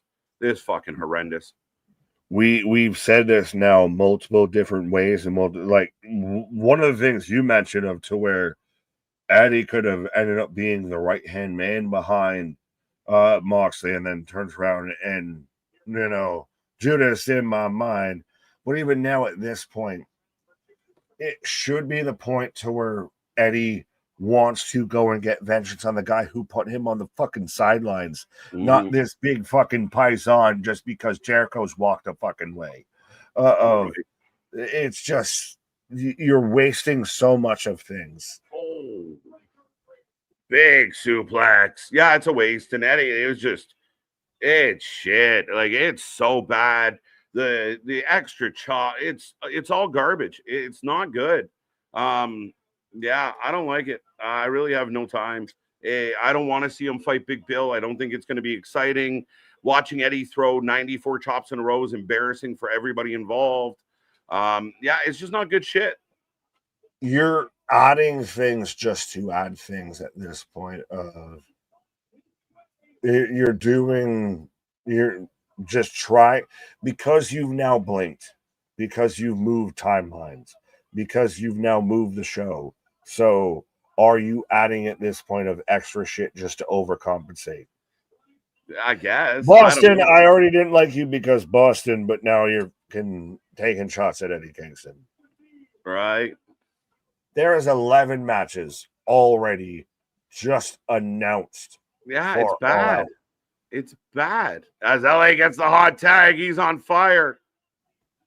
And I'm sorry. I'll take whatever people think about WWE right now over shit like Eddie Kingston versus Big Bill. There is nothing on WWE that bad. Well, it's one of those of like, would you rather, honestly, poll right now, everyone, hand to God, comment section, everything like that. Would you rather take 5 matches that there are solid 5 matches, but it's only 5 matches, versus 11 matches right now? We've still got time. We've still got September to remember. We've got 11 matches now, and you may only remember 5 of those matches at best. Like, which is the better case of 11 and you might scrap half of them, or 5 that are going to be memorable but might be long? Nice reverse DDT and the reversal from LA. Yeah, no, I've said it a million times, and Tony doesn't get it. Some of the sickos out there don't get it. Again, just because they put matches in front of you don't mean it really affects the card, and you'll see it. Ask a sicko, oh, why was the last pay-per-view so good? As we get the splash, no way. The elbow, Braun breaks it up. But you ask them, and they'll, oh, well, the Will Ospreay match, or, this match. Okay, but you had 14 matches, and 2 of them, and an Anarchy in the Arena makes it a good pay-per-view? Nah, it doesn't work. Do you remember a UFC event where you watched like 3 matches, like 5 matches on the main card, and 3 of them were bangers? Or do you remember when you've got the prelim matches, and then the pre-show, and then the post-show, and then I got to slide some other shit into that because, hey, what do you know? No. Oh, Tope Jimmy! Big Jim flying through the air. Do it again. Oh, Bronson cuts him off. He needs a forearm for his troubles. Oof. What did the ham hock say in the face? Woof. Oh! Blow. Clubbing-ish blow. We're setting it up. Super kick. Spear. Do you have to be a Polynesian wrestler to have a spear? Is that, I think, move set? Oh, Braun with a body check. Was that just a spear? He just hit him that fucking high, though? No, it was no spear at all. He had that shoulder tucked. Fucks up Jimmy. Oh. Down he goes. This is where driver. Jimmy loses because he didn't have Jey. Jimmy loses because he didn't have Jey. This is where it gets interesting. You were supposed to have my back. You didn't have my back. Who's got my back? I got your back. Who's got my back? I got your back. And the Vision should win this match. They've been a cohesive unit for a little bit now, and LA and Jimmy aren't. And that sets up this story, as we are going to get music in a second. Fucking Braun breaker. Slingshot spear. Braun Breaker looks like how you would in picture, like if you made a creator wrestler just on blindfold, he would look like Braun Breaker, I feel, at this point. The vision, though, the vision as a collective has ran through every big moment tonight of they won the face-off, they've won the tag match. No, they might be in trouble come Saturday. But Jey with the chair. But see, this is where Jimmy comes to Jay's side and see, I guess you might know what you're talking about, Oops. Yeet. Yeet. Yeet.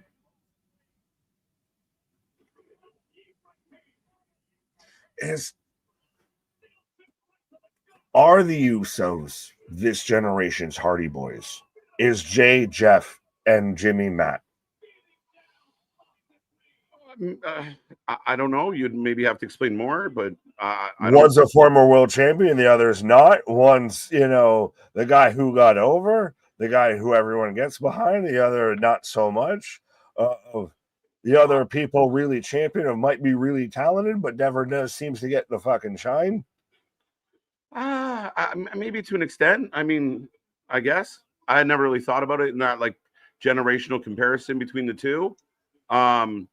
I think Matt Hardy. Ellie's got a chair, though. Ellie's got a chair. Oh, he's got Jay's name on it. Jey. Do it. Swing for the fan. Oh, but he catches him looking. Do it. And even puts his hands out. Do it. Do it. Right. I don't even know what that means, Paul, but I think you're wrong again. Paul doesn't have anything good to say. And most of the times I feel like he's inaccurate. Do you hate popsicles? What? Yeah, like what happened? LA tosses down the chair, though. And are they going to shake hands?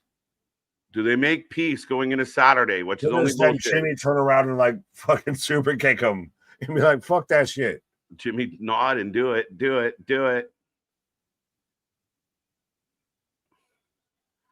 it is. Oh. All right. A little babyface love. So they BFT! Hey, how about you get that lick back? And the crowd booing.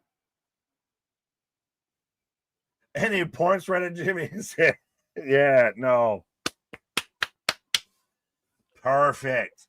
Of Soldier, hey, we're friends. Nah, fuck that. BFT, thanks for coming. Thanks for playing. Right. But that is the end of Netflix. That's the end of Raw on Netflix here, folks. That's the end of the show. We take a rating out of 10 on every single show. So if you want to give us your rating out of 10, how did you feel about the show? What did you like? What didn't you like? What was good, bad, in between? I mean, a lot happened tonight and a lot of quick pace to it all. Eight. Early jumps to the front of my cranial lobe of 8 right now of really good show, really good moments, and even right there ended it on a nice little moment. That's a nice little callback and still leaves everything up in the air of as a go home show, as moving in an hour early, all of that of I find very little to complain about. Yeah, I thought it was all good. I mean, I really liked the John Cena stuff. I felt it went a little bit long just because we've seen it, we've heard it, and there was no rebuttal to it. But he's in his hometown. You're going to let John talk. So that's fine by me. I thought Punk, AJ, Seth, and Becky was great again. Highly entertained. Across the board, I was pretty happy. 7.5, slightly under you. Well, pause. This is again. We always manage to do this. If one ends up under the other, pause. Yeah, I'm saying an 8. Okay. Yeah, I mean, again, the main event could have been a little more entertaining. It was okay. It did its job. But overall, I thought the show was highly entertaining. I thought it was a really good job. Lyra Roxanne was really good. We had Bayley show up tonight and everything. And we had a bit of the Bayley segment, all of that. I'll give you John might have been a long win, and we talked about that of now it's always the last time speech, and we've heard the last time speech so many times. I want the last time speech. Right. But overall, I think if we wanted to get super nitpicky, maybe I could get to you with a 7.5, but I'm saying at an 8. I really liked even you ended the show of you had Jey in LA with a little handshake and hey, I appreciate you, BFT. Thanks for coming, thanks for playing. I'm gonna get my lick back just like you got yours. Yeah, I mean, again, they tie that in nicely. I thought the main event was fine. Again, I just think it was a solid show. I think there was nothing really bad about it, but yeah, I mean, nothing exactly blowing our sock off. A good go home show. 8.5 from Damien, 8.5 from Richard, 7 out of 10. It was good. Didn't really wow me, but the wrestling was good, so I can't complain. Yeah, is that because you could only watch like the second hour of the show, Boston? 8.5 for me. Good show. 8, 7.75, right on the cusp, right between 8 out of 10. Some really frustrating decisions in the direction taken tonight. The roster seems to work hard in there, but the creative juices were either lacking or completely. Yeah, ABJ, I'm sorry, buddy. Maybe you're trying to be profound, but again, yeah, I think this is way off the base. It's like this narrative online that the creatives lost or they're not doing things tonight. One more, like, we have Bayley return in a creative way. The whole thing between the two couples works. You have the main event where we're all asking questions. The Grande Americano stuff's nothing but fun. What are you missing? Like, what more? Like, I mean, if this is a 5.75, I'm telling you right now, Wednesday is going to be a 3. Jobson, this is not a comment at you. This is more a comment at other people on social media, but it's one of those when you try and sound too smart and too intellectual that you fucking cannibalize your own thought and everything to where you you try and sound just so profound and you just sound out of bounds of you end up way off base with something like that. Yeah, like what is lacking tonight in creativity? Like, what could have been more creative? Like, what are we missing? Like, what do you want? If we would have had a there? clown shoot out of Rhea Ripley's ass or something like that, that might have been more creative. Like, that's, yeah.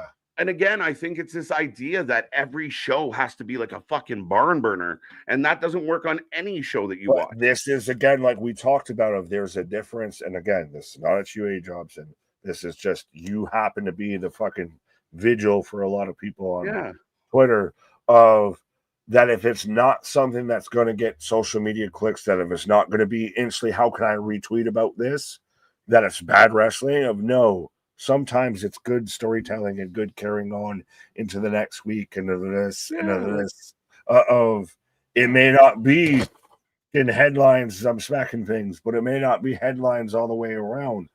But it was good wrestling throughout this, from Roxanne and Lyra to the face-to-face to the main event of there is hard to me to find a fault or find a miss. Yeah. Like, I wasn't sitting here thinking like, oh, this is silly. Like, everything seems to be intricate. Everything seems to be dialed in a lot of ways. Even like someone like Dom is having issues with Judgment Day, but they also want to know what's happening with the Grandes. And now Rusev's interested.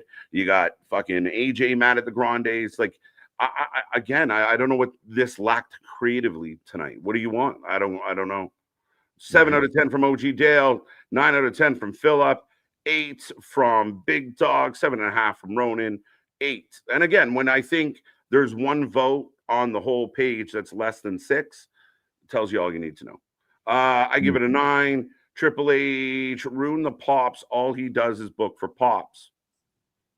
Yeah, I don't agree with that at all. No, I think the sentence doesn't agree with that at all.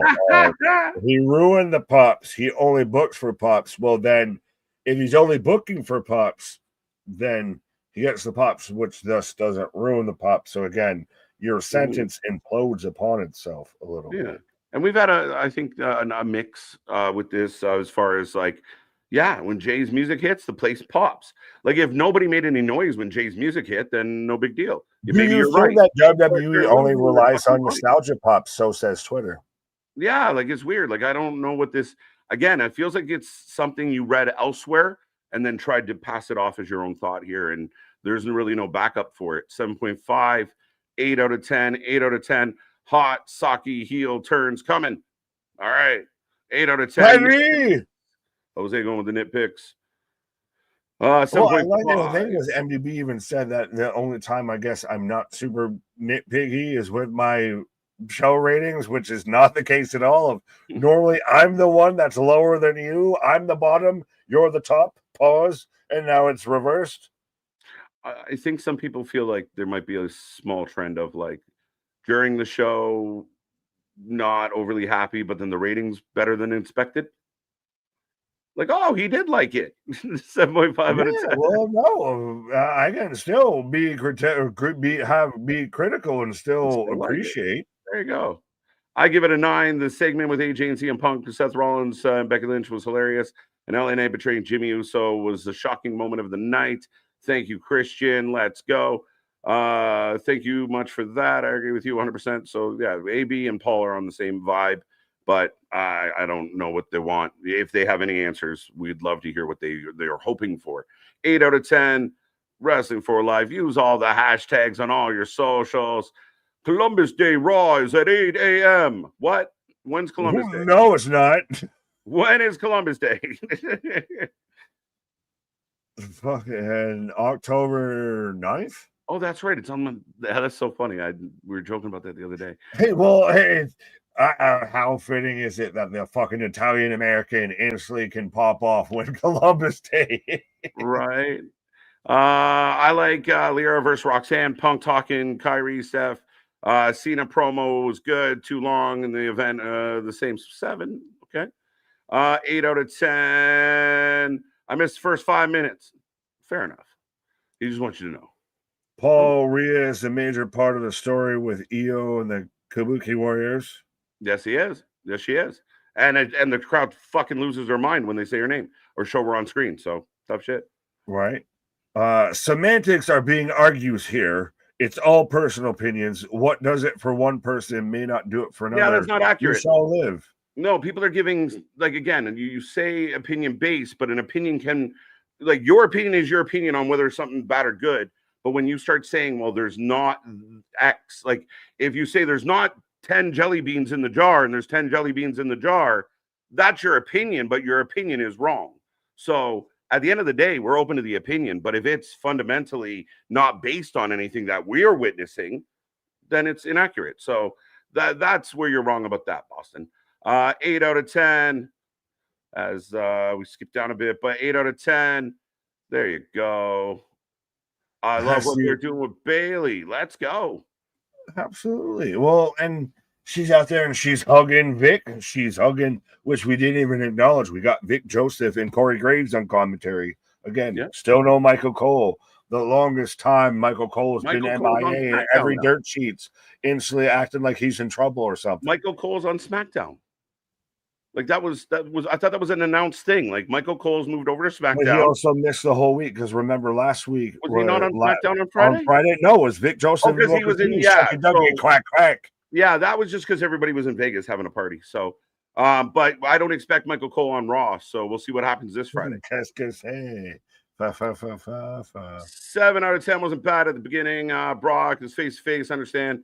He's a part timer. Again, you don't want Brock showing up because you got to keep them apart, I think. But yeah, 7 out of 10 is fair. Right. Dun, dun. 8 out of 10 from Go ahead. No, I was gonna just say I'm just reading. I see Faze on Twitch of saying, I just wonder we have El Tall, El Grande, El Venti Americano situation tonight, right? I like that. Oh yeah, so we've got the Grandes are all coming to a boil. They're all coming to a kettle. There you go. 8 out of 10 from Josh.